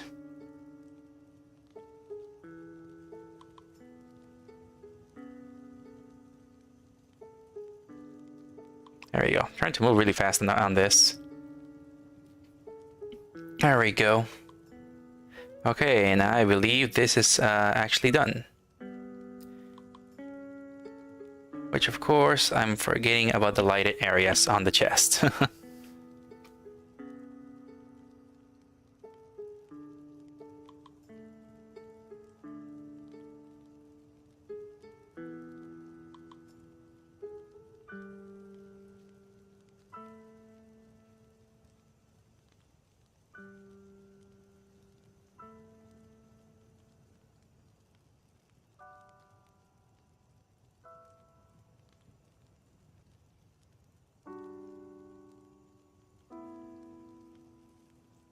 Alright, then filter, and then strong blur.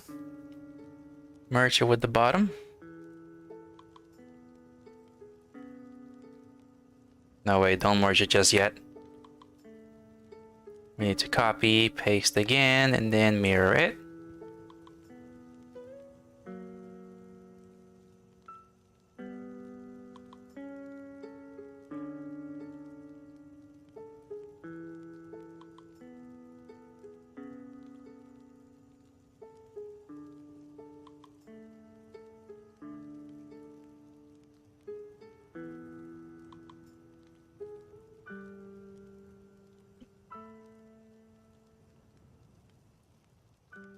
Alright, here we go.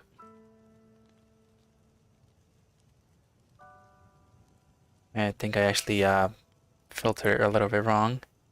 Alright, there we go. I think I double filtered.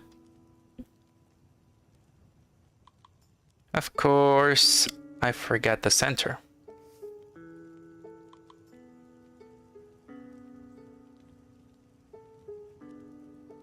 Alright, let's just get the center part. Alright, grab this tool, select that area, and then just filter a strong blur. There we go. Now we can just merge it, and done. Turn up the color, turn up the Bahamut, turn back the flames, turn this back. There we go. Alright. Alright, now I can focus back on Nedrick, now that Bahamut is complete. Go back to Nedrick. Alright, let's have a look at Nedrick here. I think we are supposed to finish the eyes.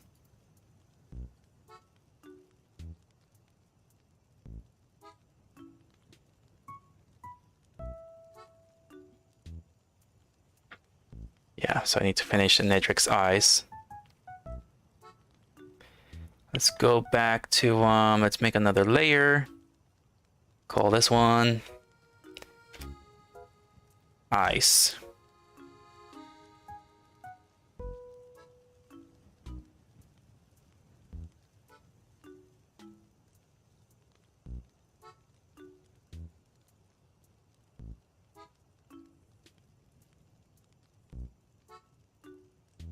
Go on the eyes, and in the center of his eyes, he's got like yellowish green. Yeah, he's got like a yellowish green iris in there, or pupil.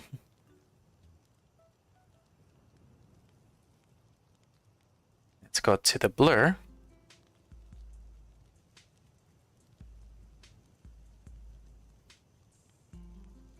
Okay. I just did the wrong layer, didn't I? Yes, I did wrong layer. Make a new folder. Let's call this one eye color.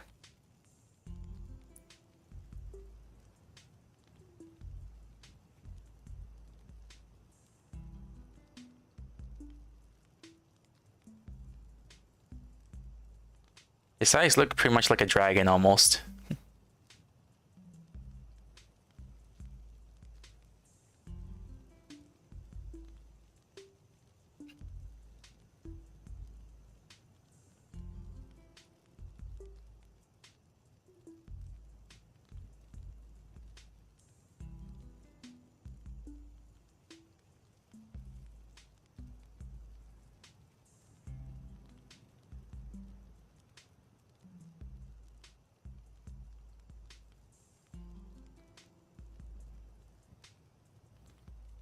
Trying to see if there's a close view of his eyes, if there's any other highlights I am missing.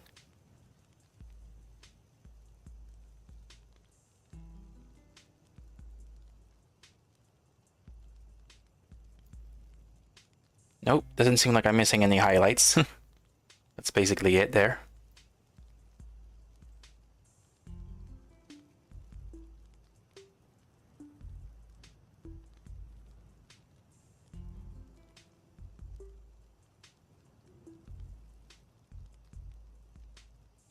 Alright, so I already added the shadows, already saw the whole places where I need lights.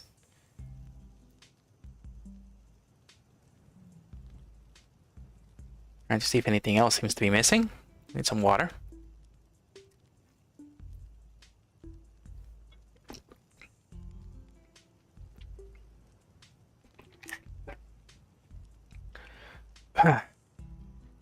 Alright, so let's see now.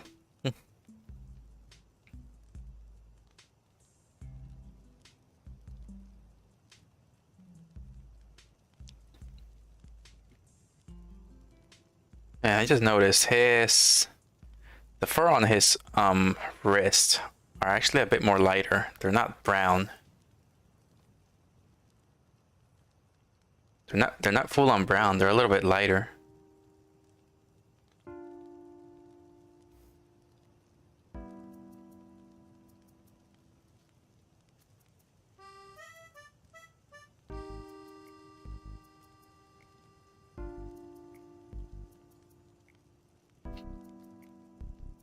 Can't leave it like that. Okay.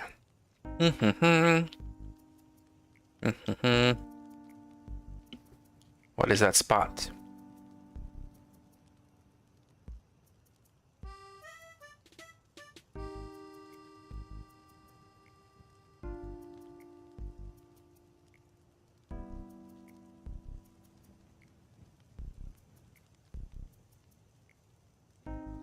Don't know where that came from.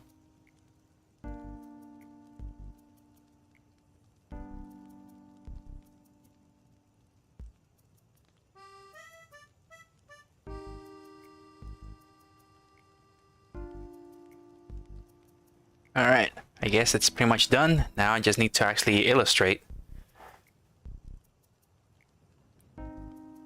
Get the color down, rough that, rough sketch, rough detail.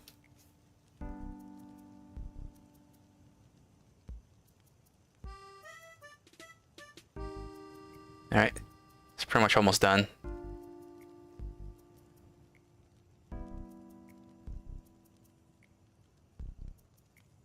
Alright, so now we go to dark color, go back to the pen, and then we'll be using the G pen.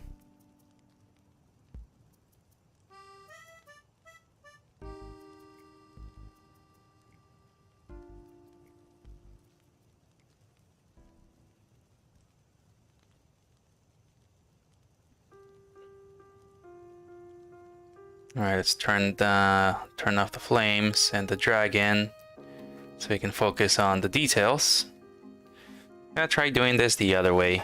I'm not sure if I want to use a vector layers, even though vector layers seems a little bit more easier.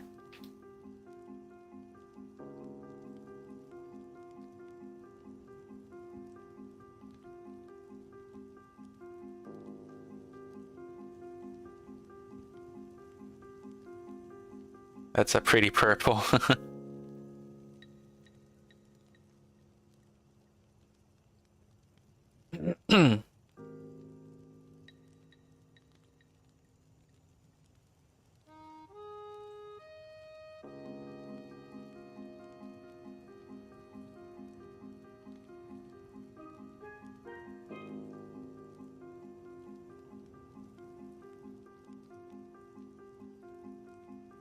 Alright, let's do the outer layers first. Yeah, I think this is the main reason why I need to, what I should be doing it this way, because of this right here. Some of it goes inside into the character.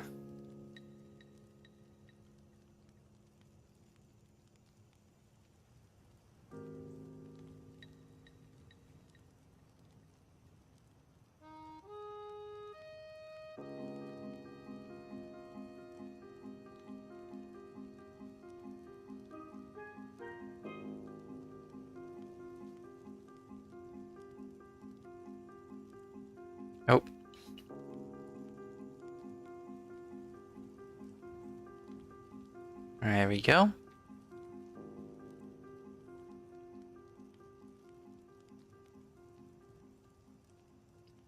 Yeah, usually I think a lot of artists probably use more DPI. I tend to not use a lot of DPI though. If I use more DPI, it wouldn't be too noticeable on the pixels. If I use more DPI, I feel like it's gonna slow down my computer a bit.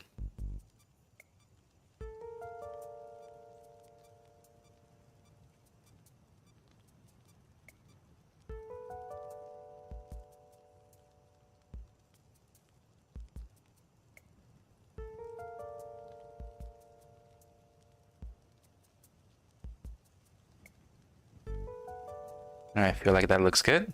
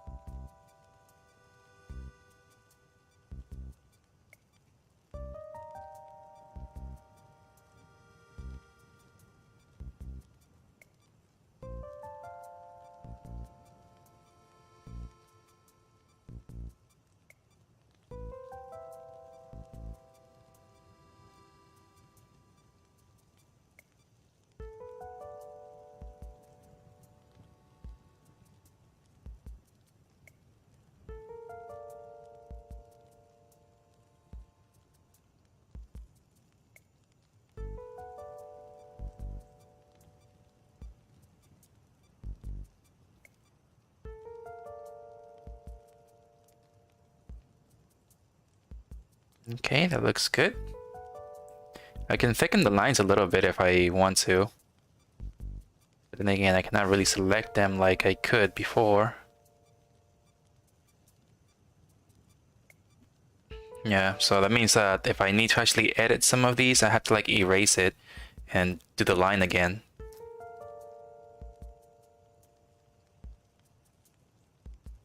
Unlike the vector layer, I can actually just grab the line and edit it. I want to try it this way another time. Last time I did this, it was kind of okay. But I feel like I have yet to perfect it.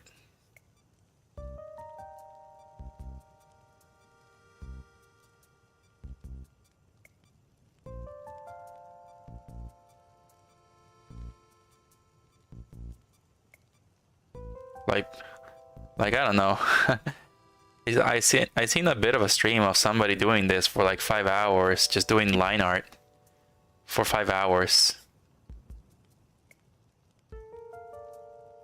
He was just doing lines for 5 hours.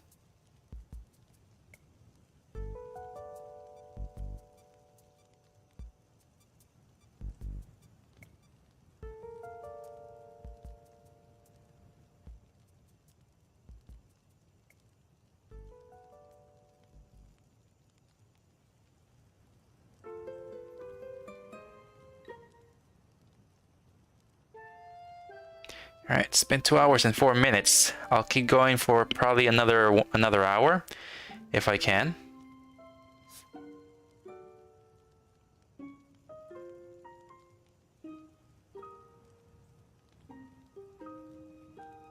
I can go for another hour. Yep. Usually I can keep going for 30 more minutes, but an hour more, maybe. Yeah. I'm streaming pretty late, so I kind of get sleepy because I wake up early for work.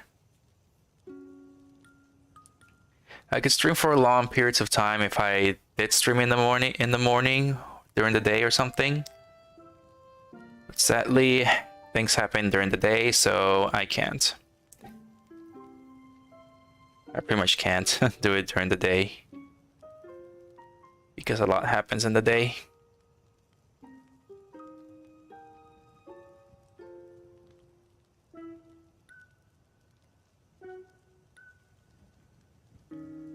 I feel like streaming during the day is actually the perfect time.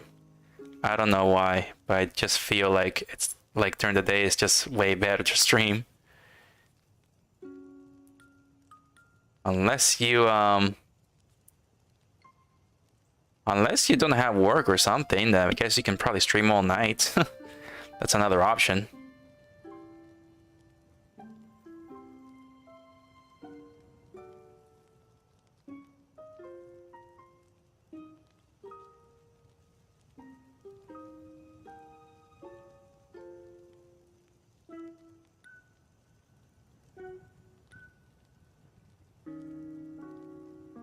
That's looking quite good. The outlines.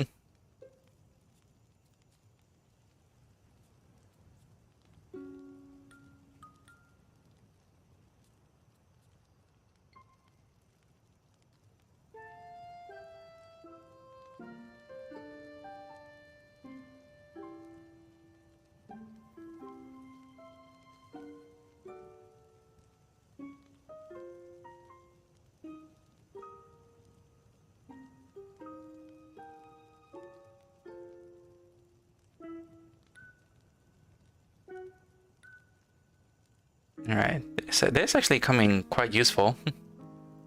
Rotating the canvas. It's like the first time I'm actually doing this. Well, pretty much the second time. The first time I've been doing this was during the Marth drawing that I was doing as practice.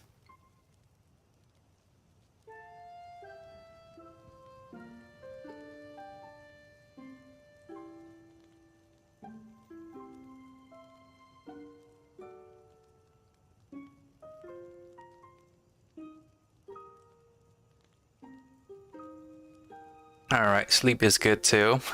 Yeah, but I feel like a lot of content creators that do this for a living do not actually sleep at the same time all the time.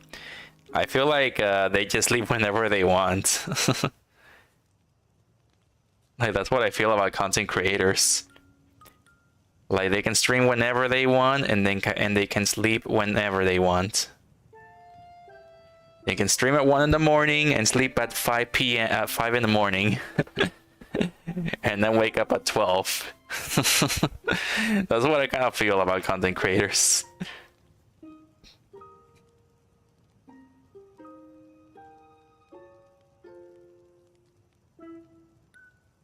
So if I didn't really have to work, I would gladly keep streaming until 1 in the morning. That's what I feel like I would do. I would stream until 1 in the morning, and then the next day, yeah, stream whenever I want.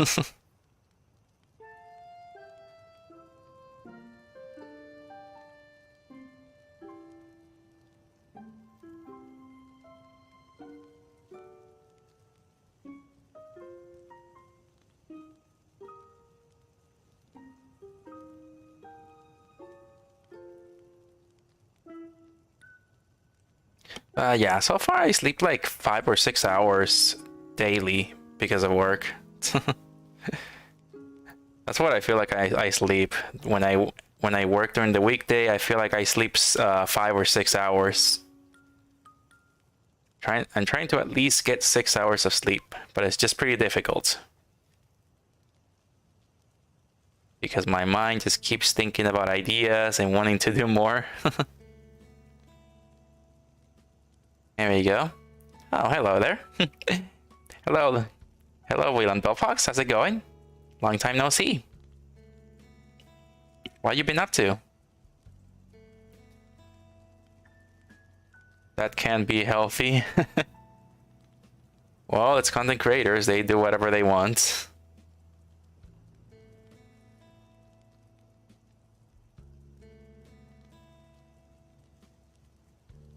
Content creators just do whatever they want, I guess. They just make a living out of like all that stuff. All of the videos and merchandise sales.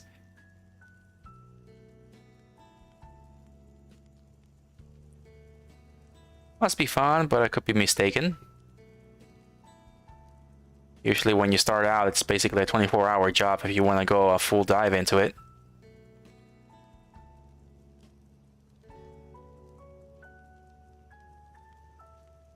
Sometimes it works, sometimes it doesn't. I don't know why people do that.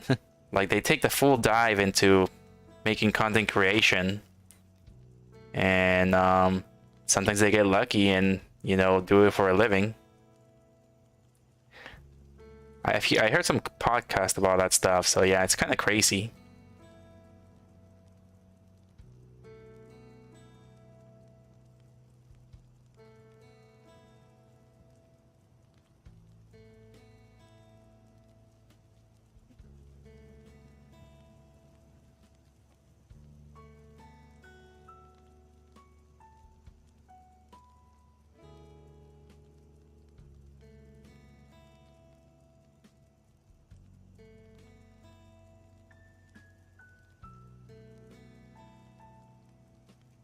What have I been up to? Prepping for a 24/7 stream happening next week on Christmas.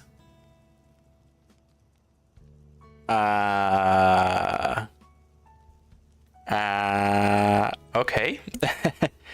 Streaming on the daily still.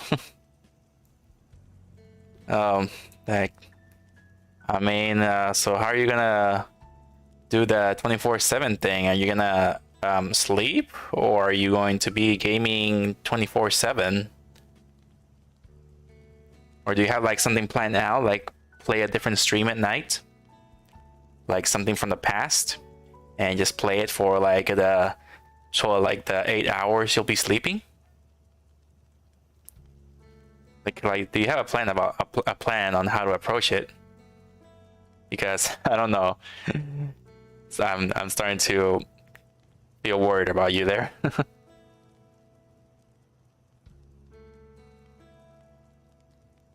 Usually people do these sorts of things when they reach an achievement.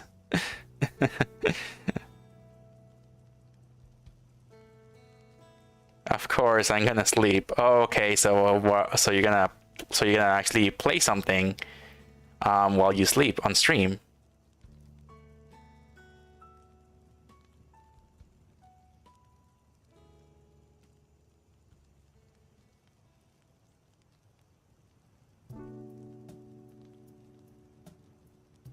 Now I have sleeping scene with background music. Oh, I see. That works too. It can actually work for people trying to sleep and just listen to it.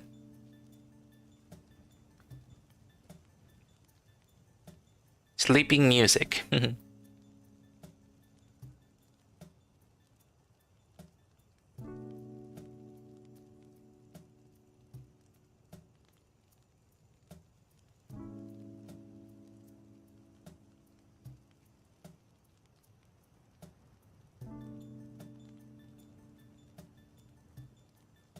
All right, this one's gonna be tricky here.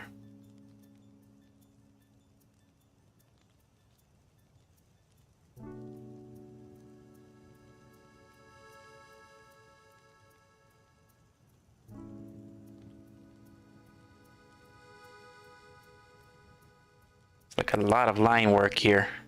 Much line work. Well, it's more so just music because it's in an image animation thing I have decided. Oh, you had somebody made something for you?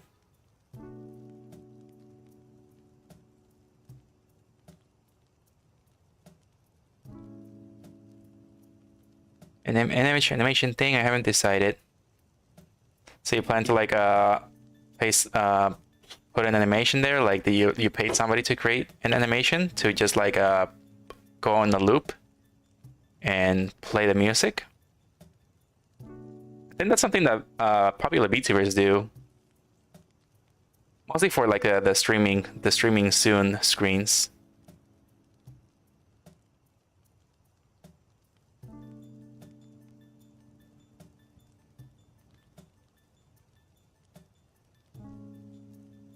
I guess you could say that. I see.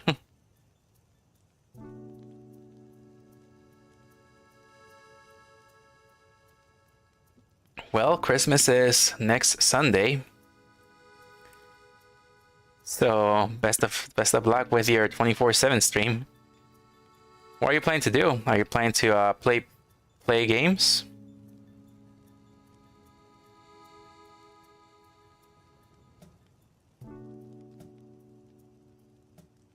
Are you like planning to play games there for like 12 hours straight?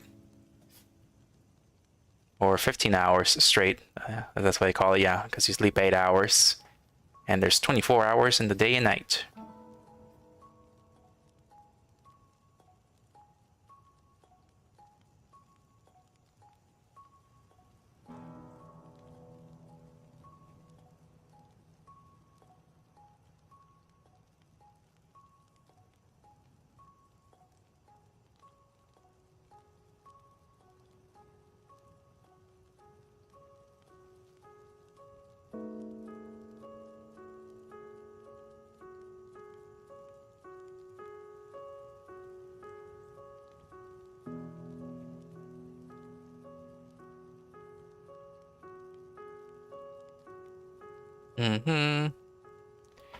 Alright, trying to get good. What is it called? Precision? Good precision here. I'm not sure if that's the right word. And to get the right to align the lines here.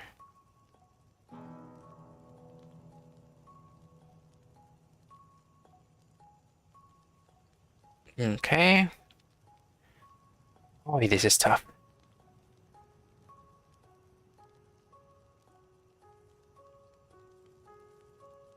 Yeah, the music is the hardest part because I have to have enough to last at least 5 full days, not including gaming music when I'm not just chilling.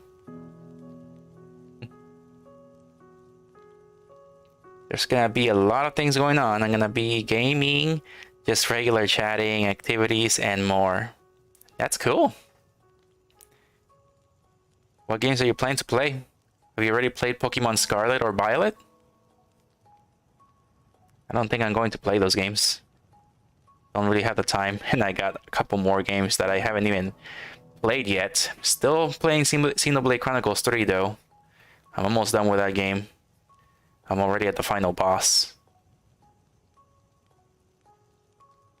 And already like pretty much already got all the characters.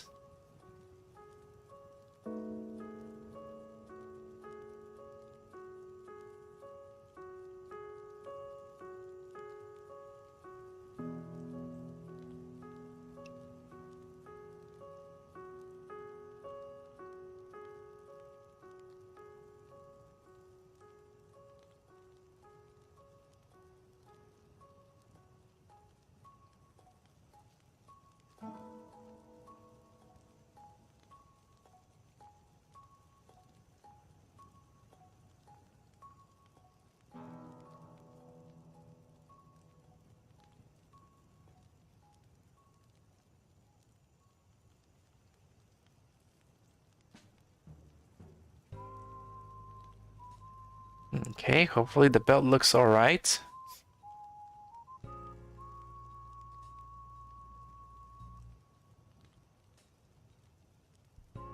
I feel like the illustration is not gonna look well.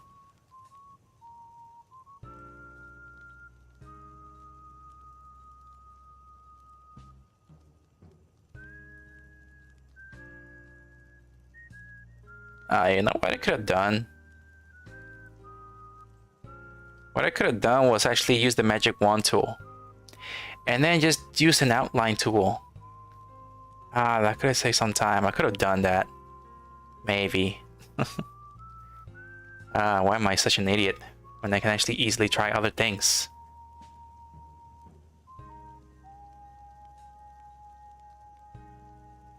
Ah.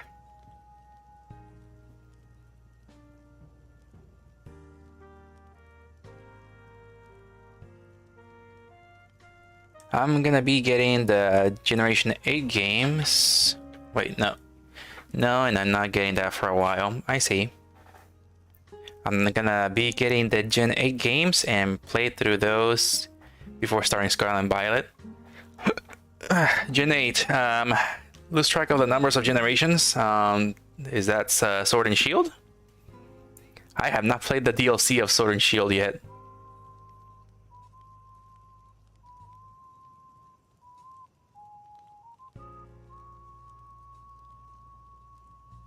I'm starting with Pokemon Sword, and I'm gonna play through Pokemon Brilliant Diamond and then lastly Pokemon Legends Arceus before tackling Pokemon Scarlet Violet. Ah, cool. That's cool.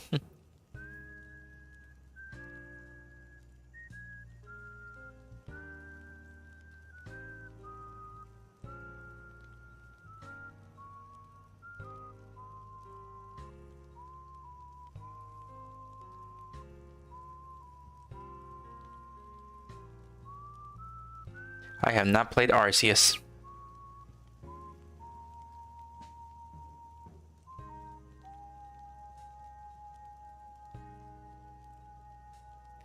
Yeah, I heard like the best thing about Pokemon Scarlet and Violet is that it's glitchy. A lot of people are just getting, I think a lot of people are getting attention and popularity because of that. Because of all the glitches that they're getting.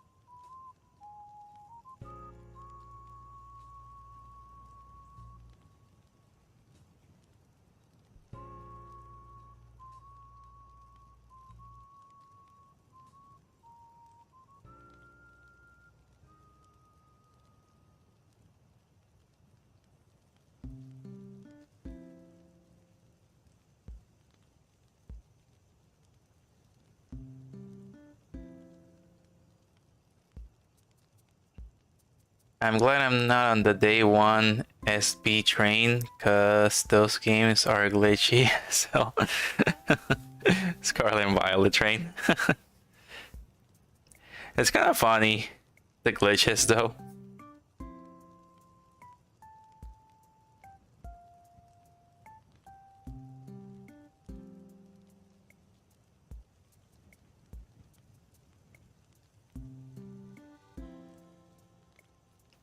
The glitches are kind of funny. I remember seeing the giant Delibird.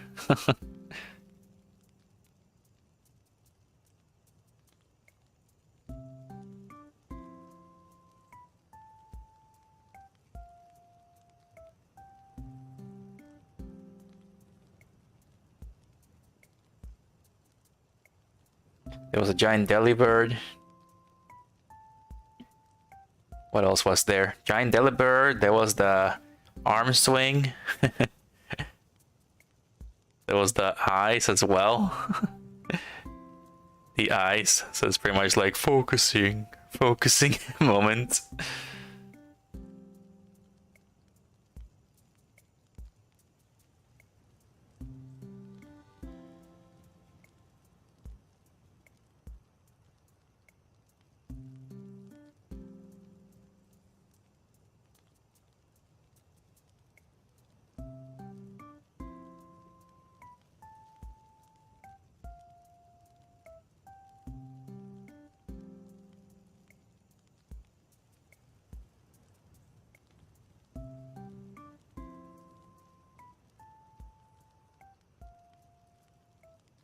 And there's also another glitch.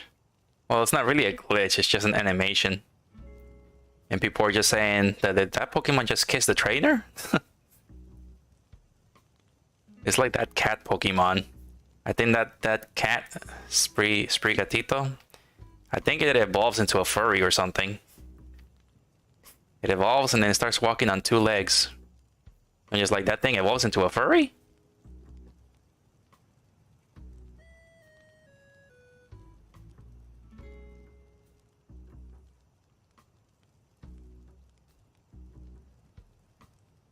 I'm not sure what the other evolutions are, though. I just know the evolution of the cat. I have also seen the evolution of the crocodile, too. The crocodile looks kind of cool.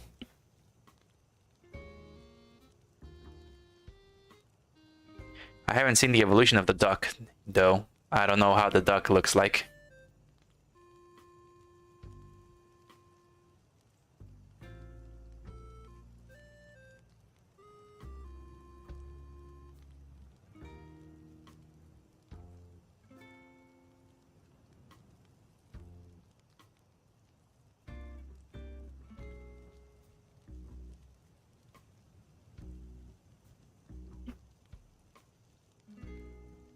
Yes, Floragato, then Meowscarada.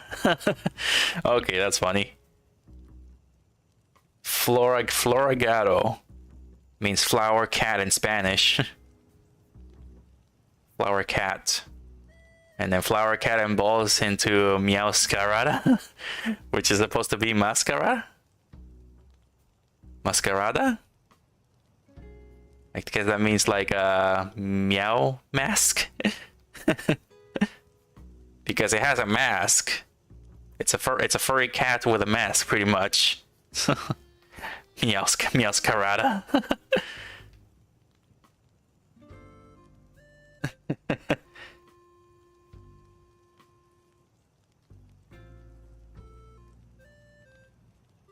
Quaxley's Evos. Quaxley Evos are kind of weird, in my opinion. Wow, does it evolve into a swan? Or it's not a swan? I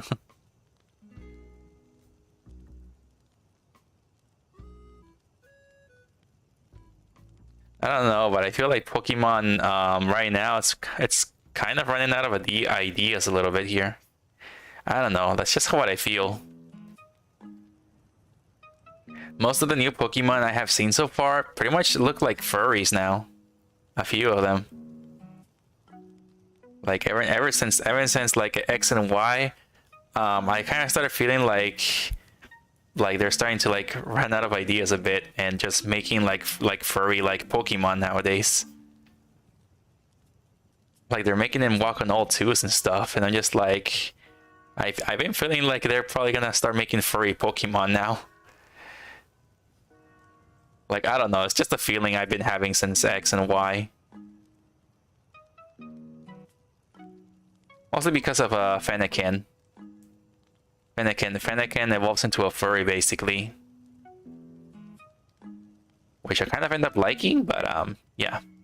I still find it a little odd, but still, I kind of like it because it's supposed to be like a magical fox. But then again, I'm just like, it looks almost like a furry.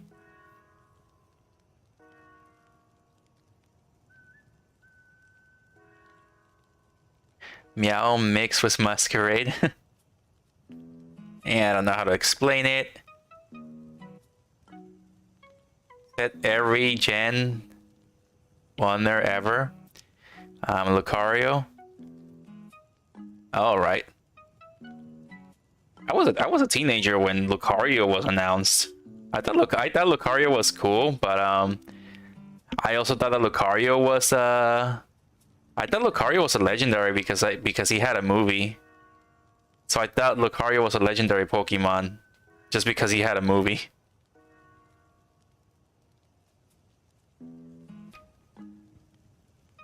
Lucario, what is Lucario supposed to be? He's supposed to be like a dog?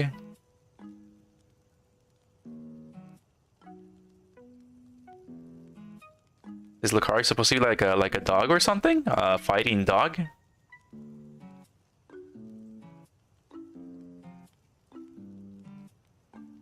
Lucario, and that's a problem. I do not know. I did not know about furries back when Lucario was announced. Like I wasn't like aware of furries back then. So I just saw the Lucario movie and I'm just like, oh cool, it's a legendary. Yeah, no. I just thought he was a legendary because he had a movie. Typically, that's how it works, right? If that Pokemon is the star of the movie, then that means it's a legendary, right? Because we had the Mewtwo and Mew. We had we had Entei. We had the Entei movie. We had the Celebi movie. We also had the Latios and Latias movie. There was the Jirachi movie.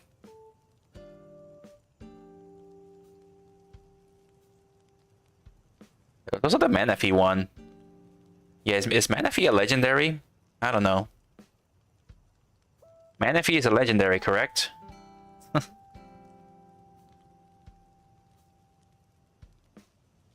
Yeah, no, or bipedal dog, yes. Bipedal dog. I mean, I have no issues if it's a legendary Pokemon. Like if it's a legendary Pokemon and looks like a furry kind of, then I guess I'm okay with it.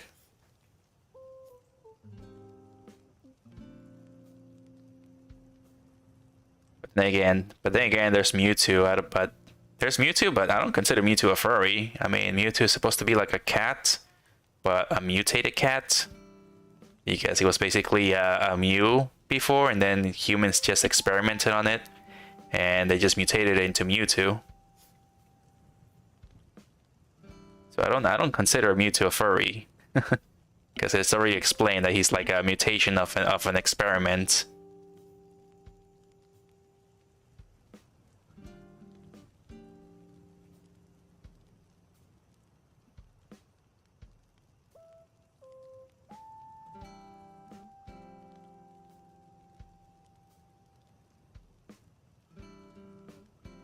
Manaphy is a mythical Pokemon?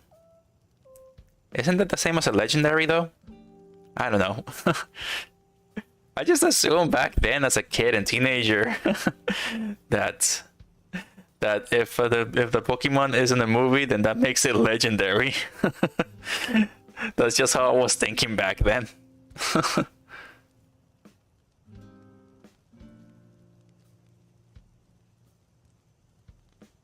No, he was created in a lab.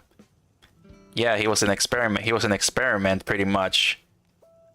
As you can see in the I think it was like a deleted scene or something, or maybe like a short of Mewtwo's origins, which basically all began with a doctor trying to save his girl from some sort of disease or something. And so they experimented on the starters and Mew to find some sort of cure. And then she ended up dying. But she was able to communicate with Mewtwo. And then Mewtwo was then like all alone after the starters died, and also the girl died.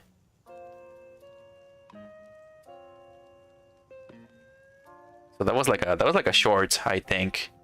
I'm not sure if you can still find it on YouTube, but I remember watching it there. It's just a very short animation about Mewtwo's origins.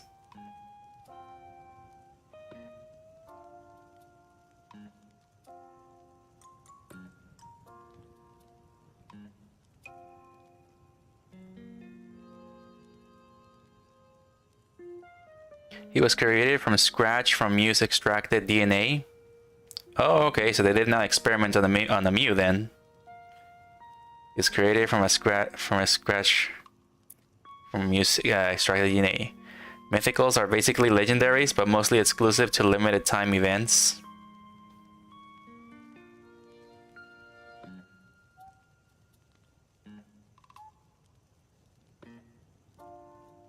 Legendaries, but mostly exclusive to limited time events. Like the Manaphy pretty much traveling through time and you don't know when you'll find one. And Manaphy only hatching from an egg. I have only seen the Manaphy movie once.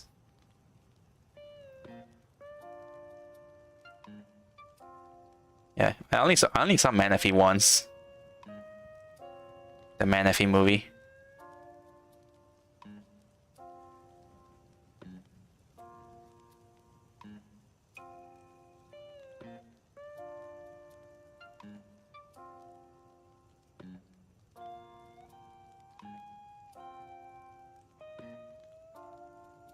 All I know of Mewtwo's origin was from the Game Boy game and the Pokemon First movie. Yeah, in the game they say that Mew gives birth. So I'm not sure how it works like in the game, but in the game they just say that Mew gave birth to Mewtwo. And then people are making that a meme on Twitter every time that day happens. I can't remember what day that was, but whenever we get to that day, I sometimes see that in that as a meme. And people are just saying happy birthday Mewtwo, because in the game it has the exact dates of when Mewtwo was born. And then people on Twitter just keep saying all the time happy birthday Mewtwo.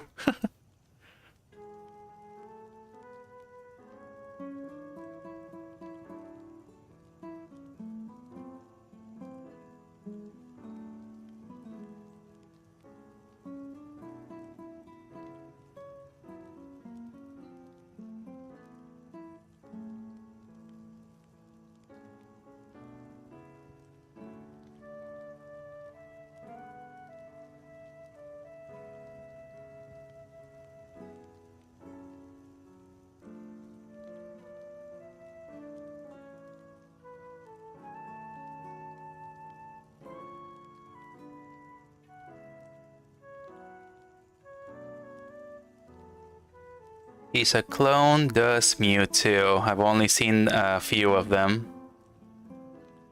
I think in the movie he makes clones of Pokemon and just like getting them to level 100 immediately. That's basically what happens in the movie, right? He just clones every single Pokemon from all the trainers, and they're like immediately level 100 or beyond level 100. And he just calls them super.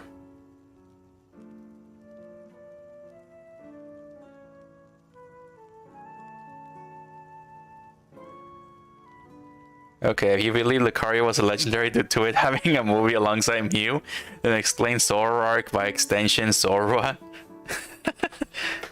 Okay, now that happened when I was like in my late teens. So that's when I kind of started to know, like, wait a second, so all movies are not legendaries? That movie came out when I was in my late teens, so that's when I started like thinking, what the heck, there's an app playing.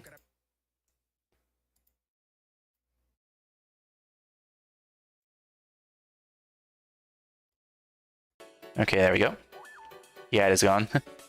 Yeah, so the Sora movie came out when I was like in my late teens, so that's when I started questioning the movies now. Like, wait, not all movies are actually legendaries? What is going on here? So that's when I started like questioning the movies now, if they're really legendaries or not.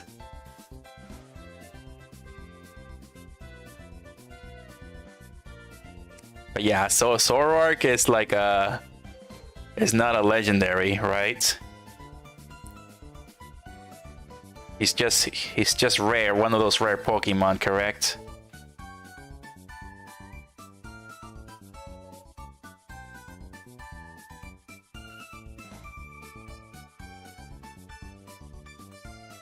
That sounds familiar. It's been so long though. Yeah, it's been extremely long. I was just a toddler when I watched that movie, and I have not seen that movie ever since. I don't know how old I was, like 5 or 6 when that movie came out, or was actually released in the United States. I cannot remember, but I do remember I was very, very small. And I have not seen the Pokemon the first movie ever since. If only I can find it online somewhere. Maybe it's possible. And maybe we could watch it on my Discord. I did actually play the oh man, what is it called? What is that Thundercat's name? I can't remember. I cannot remember that name of the Thundercat. That lightning legendary cat. Zerora. That's what it's called, right? Zerora? Is that the electric legendary cat Pokemon? Legendary furry cat?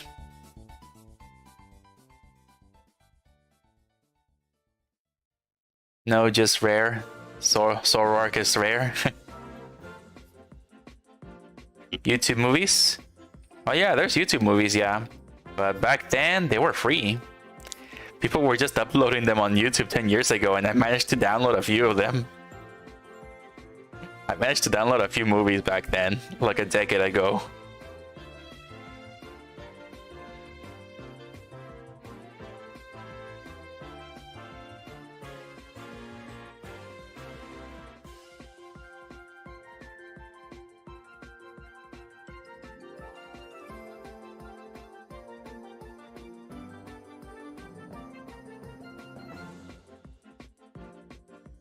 Yeah, oh boy, okay, I already finished illustrating everything. Okay, illustration is complete.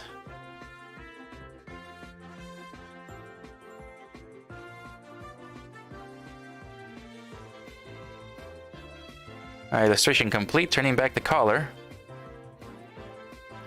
Alright, so I already illustrated the outside, now I gotta illustrate the inside.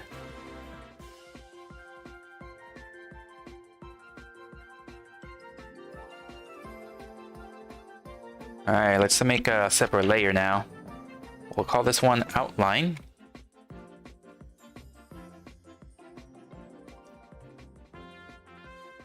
And then detail lines. Not sure what it's called. Not sure what to call it. Alright. Turn it back down again.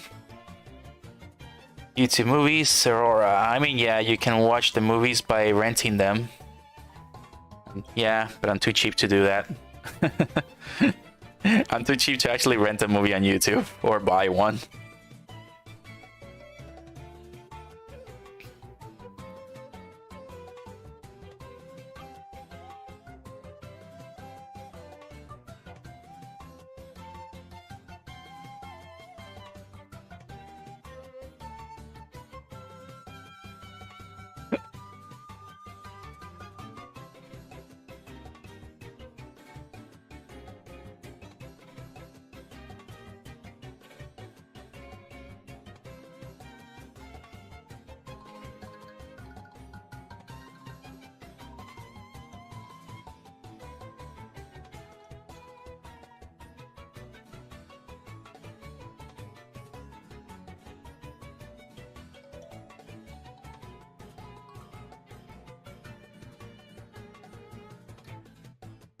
That's what I do.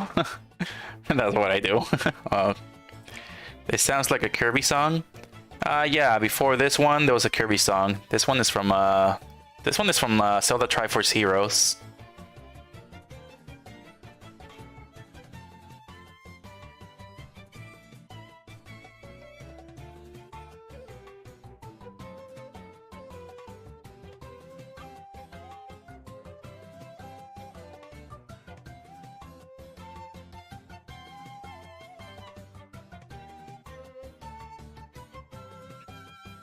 Bro, it's like $20.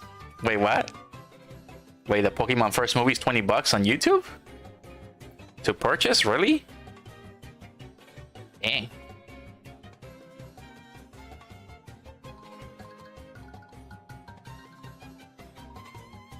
$20 for a 1.5-hour movie.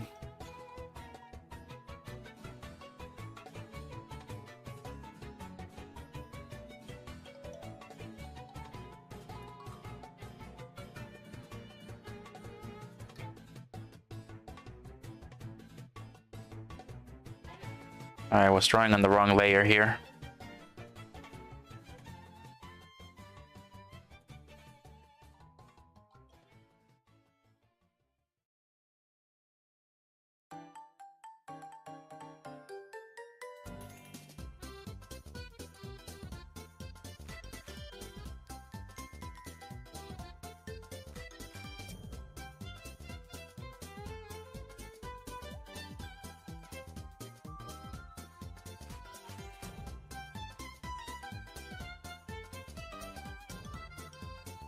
There's a few free ones too. I mean, I go to this place called GoGo Anime, and that's where I watch anime movies for free. I can also download them in there, but you have to go through all the ads and all the not suitable for work ads and stuff like that. So yeah, that's the only bad part about GoGo Anime. You can watch free anime there, but the not suitable for work ads just keep popping up in your face. So you're gonna have to click X on those ones all the time. Then they'll sometimes open up an extra window when you don't ask them to, and then just close it immediately. Guess all I want is just the anime. I don't want the not suitable for work stuff. I don't want to get into loots. I want to get into the anime.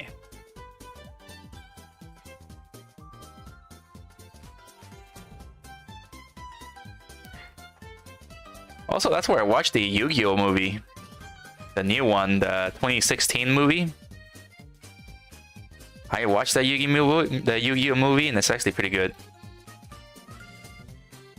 I really liked it because it was a throwback to what I watched back then.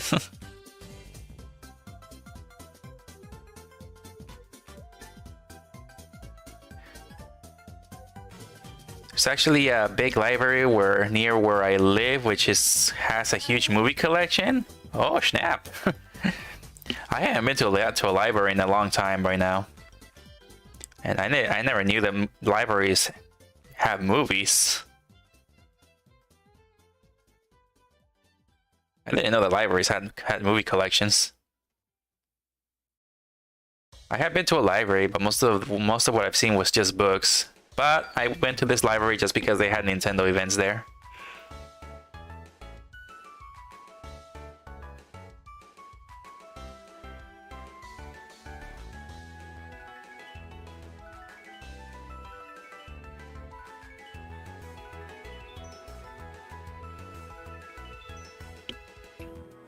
Neat. No, but like movie rentals in general, I can check if you want. It's fine. You don't have to. I guess that 20 is for like a forever license. Still sounds like a rip-off. True. True. 3.64 for the first movies. That's not a bad deal. The first movie. To rent for a couple of days, $13 to buy them forever. Oh.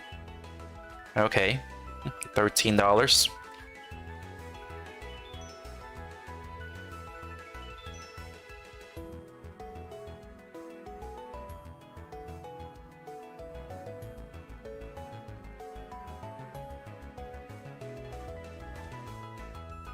$13 doesn't sound too bad.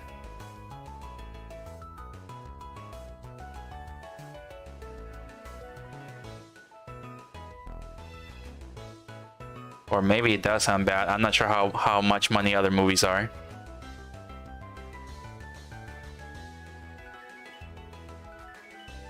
I haven't bought a movie in a very, very long time, so most of the time I'm just watching movies on the computer. But I hardly watch movies anyway, so I'm not sure how much a movie would cost at the store.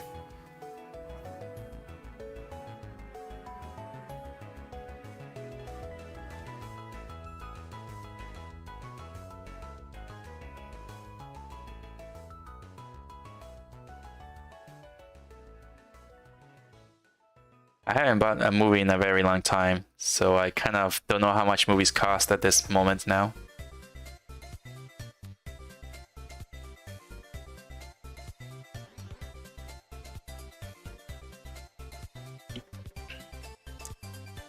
The one near me has movies. I've seen a few with games as well. I never heard in my life about a library with video games. I never really heard of that. A library that lets you play video games? How the heck does that work? Are they gonna shush you when you play video games in there? Or you just like borrow them, you cannot play them in there?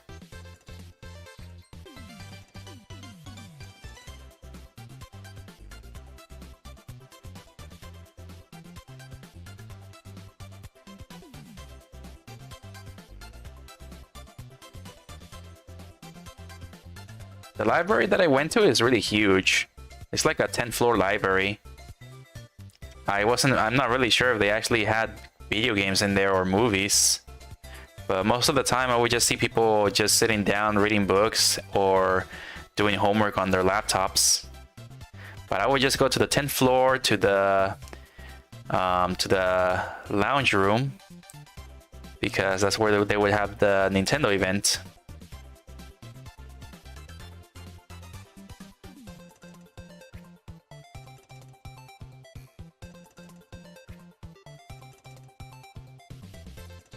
So, like, is it really that expensive? I am not so sure. I don't know how does it compare to the Blu-ray. Yeah, like how much would I pay for a movie at Best Buy? Would I pay less than $13 at Best Buy for a movie?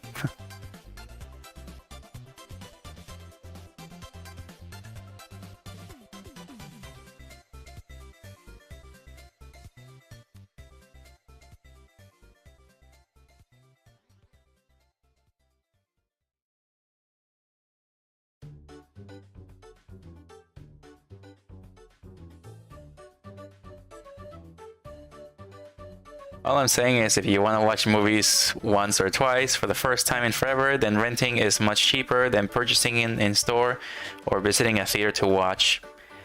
Yeah, that's true. That's true. If the price is just $1 extra, then buy the full thing. Come to think of it, I can't remember the last one I bought either, probably not since the start of COVID. Oh wow, yeah, that would be like 3 years ago.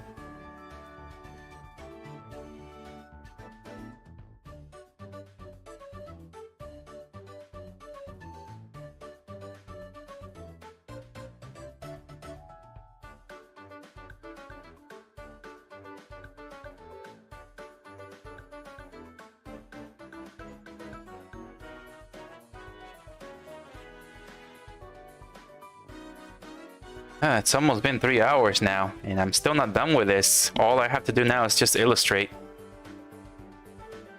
And I was hoping I could finish illustrating this.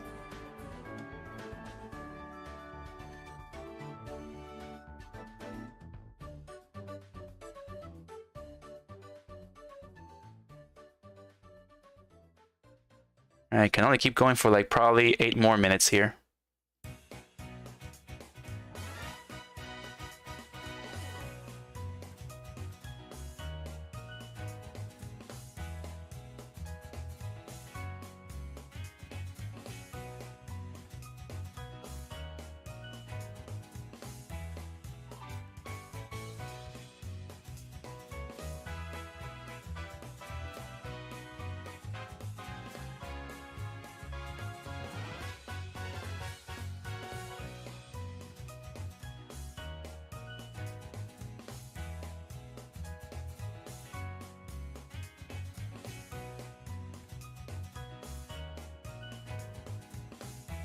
There are UCD game movie stores too, but a lot of used retro games were very cheap that way. And the last place I actually knew that did that back then was Blockbuster. Blockbusters are no longer here anymore. But they're still. But man, now that you say it, yeah, I think I have seen a few places that are possibly doing that still. Still selling like old movies and old video games, kind of like Blockbuster did back then. I have not been to a Blockbuster that much when I was a toddler though. Didn't the Blockbuster stop existing when I was a teenager? I can't remember exactly what year they just went out.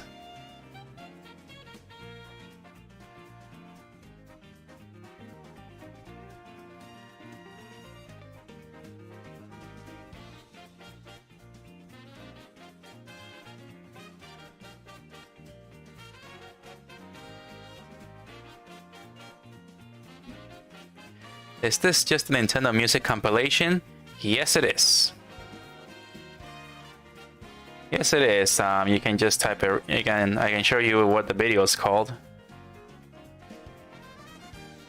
That's what it's called right here. Lo-fi. Yeah, I don't know why I call it Lo-fi no copyright playlist. I need to put this somewhere else.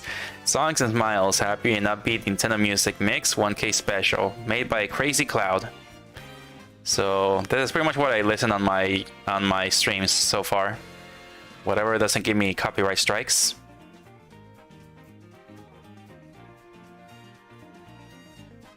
Because I'm hearing stuff from Pokemon, Kirby, Mario, Zelda, etc.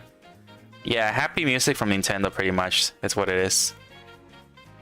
All this happy, good vibes, Nintendo music.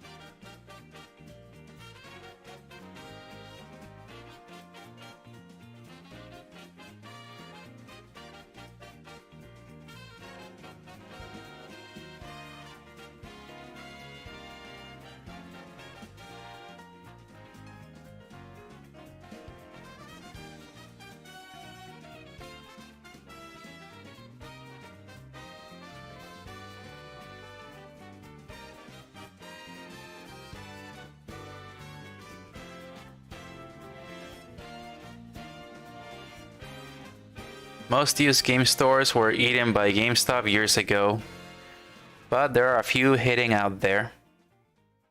Nice. I'm not sure if I've seen one, but I'm a little bit afraid to go in there. because the place doesn't look good at all. I think I've seen one, but it kind of looks beat up or something. It doesn't look like a good place to walk in.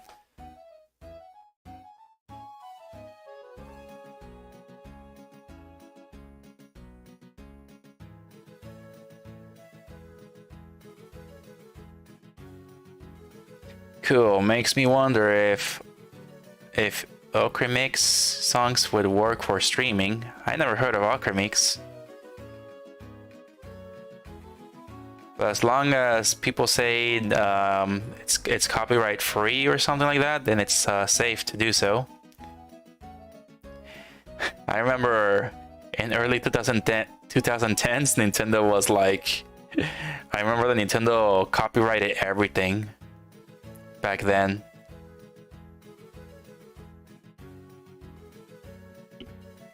Yeah, I remember back then Nintendo just copyrighted every single thing on YouTube. Even though people, even the channels where people show like how much they love Nintendo back then, they even got copyrighted, and these people just immediately stopped playing Nintendo, and I think they started playing Xbox or PlayStation.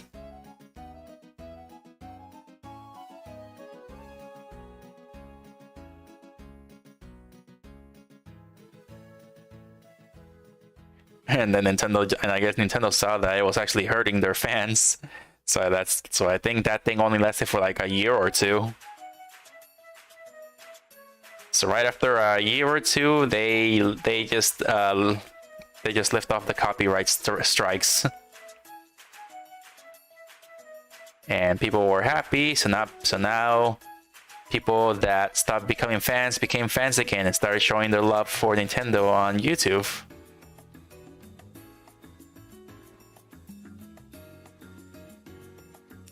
And of course, a lot of people were thinking that it was really stupid.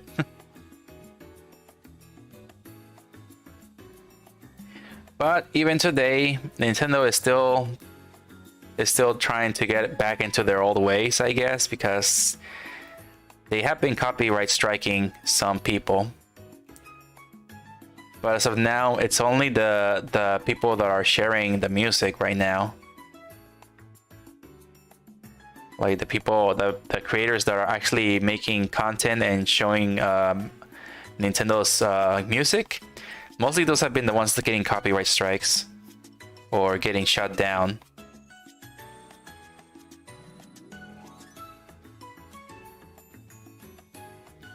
And now I think they also created a website where you can listen to Pokemon music. And I think that's actually scaring people. Because it seems like it actually just speaks that they might actually take down the YouTube videos of their music and just put it all on that website, and then of course copyright the Pokemon music. So basically it's just like making people feel like Nintendo's trying to get back to what they did back then.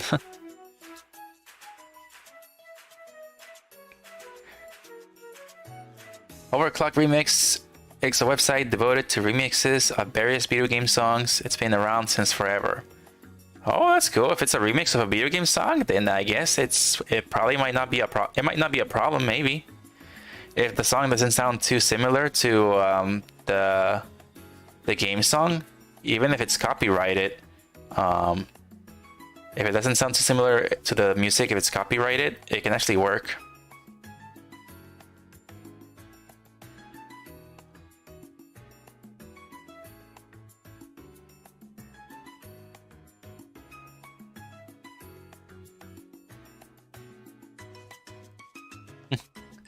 I know of Nintendo's overzealous handling of their games. They're still pretty hard about fan games. Yeah. Yeah, they even do like cease and desist on people that are actually learning how to make video games, and they end up making like a game based on like inspired by Nintendo. And Nintendo just does like a cease and desist thing on them, even though it's just like a practice thing for them of what they love, and Nintendo's just saying like, take this down before we sue you. and then the people that love Nintendo feel betrayed.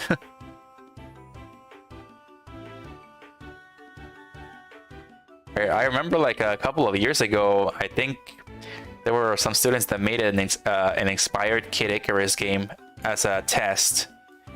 It was mostly a test, just for like a project. And then Nintendo, of course, got mad at that. That they just made an assignment inspired by them.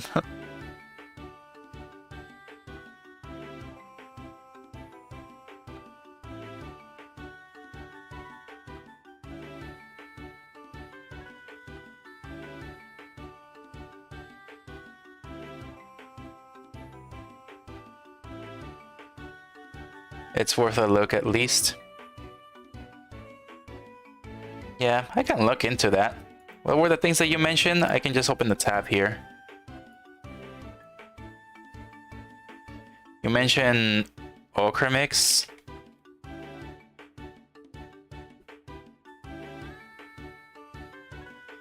Alright, so Okra Mix Radio. Video game music community. Okay, taking a look at it right now. Okay, and they have a SoundCloud as well. Alright, I'll have a look at this. I'll have a look into this and see how that works. They also seem to have a YouTube channel too. Huh.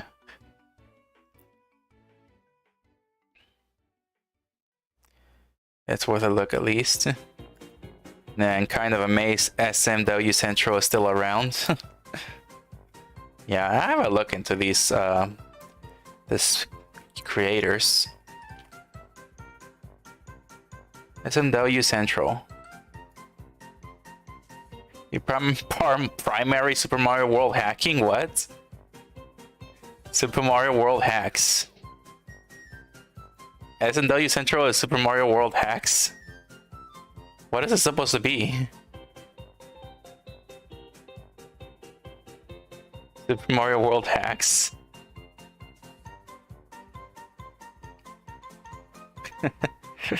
These are hacks for Super Mario World? Oh wow.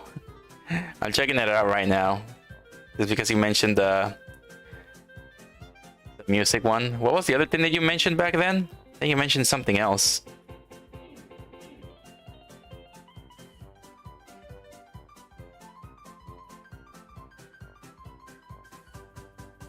Oh yeah, you mentioned something called Dova Syndrome.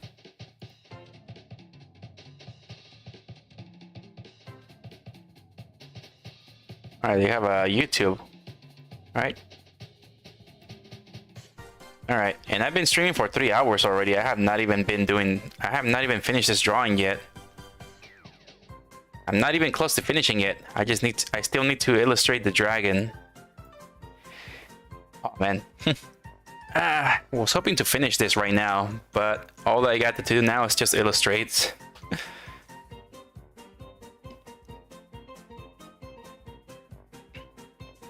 Yes. Alright, alright, I'm gonna stop streaming right here now. It's been 3 hours. It's taking longer than I expected, but it looks like it's nearly done. I'm gonna turn it back on here, so you can just see how it looks like. Look at this.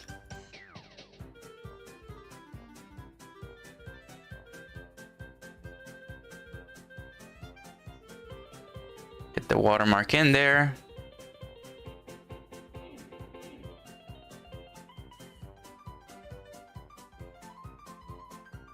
All right, and then we'll turn on these right here.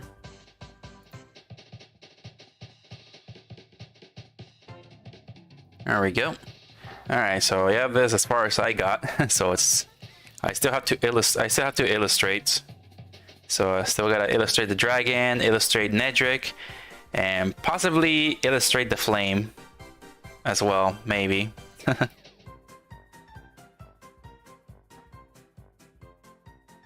There's an entire community devoted to hacking the game Super Mario Worlds, making new games with it. So it's kind of like a Super Mario Maker thing then. Oh wow.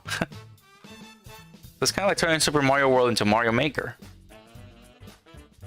See people stream them on Facebook, I think they would get debunked on YouTube though. I mean, I'm not sure Nintendo minds when you're hacking their games, but if you're like I'm not even sure if they actually mind the hacks being shown on YouTube, but they are actually angry when you actually are giving the hacks for free and giving the information to hack their games. So I think they are not taking it too kindly to the Smash Brothers hacks. See people streaming facing that. LOL, whoops. Okay, see you later. I need to work on a few things myself. Yeah. Well, it's already 11 here, so I feel like I'm gonna need to sleep in an hour now. Starting to get a little sleepy. And yep. Well, this has been Nedrick. I am maybe I'll draw again on Wednesday. I wanted to do another 3D model on Wednesday, but I feel like I need to actually finish this as soon as possible. I mean, I could work on it off stream as well and just end it here and say it's done. And maybe just put a short video of me drawing it, maybe. I think Super Mario Maker was inspired by Learner Magic, the main hacking tool of that game. So Nintendo basically copied their fans by making Mario Maker then. And we are not mad at them, but they are mad at us for hacking. It doesn't make sense.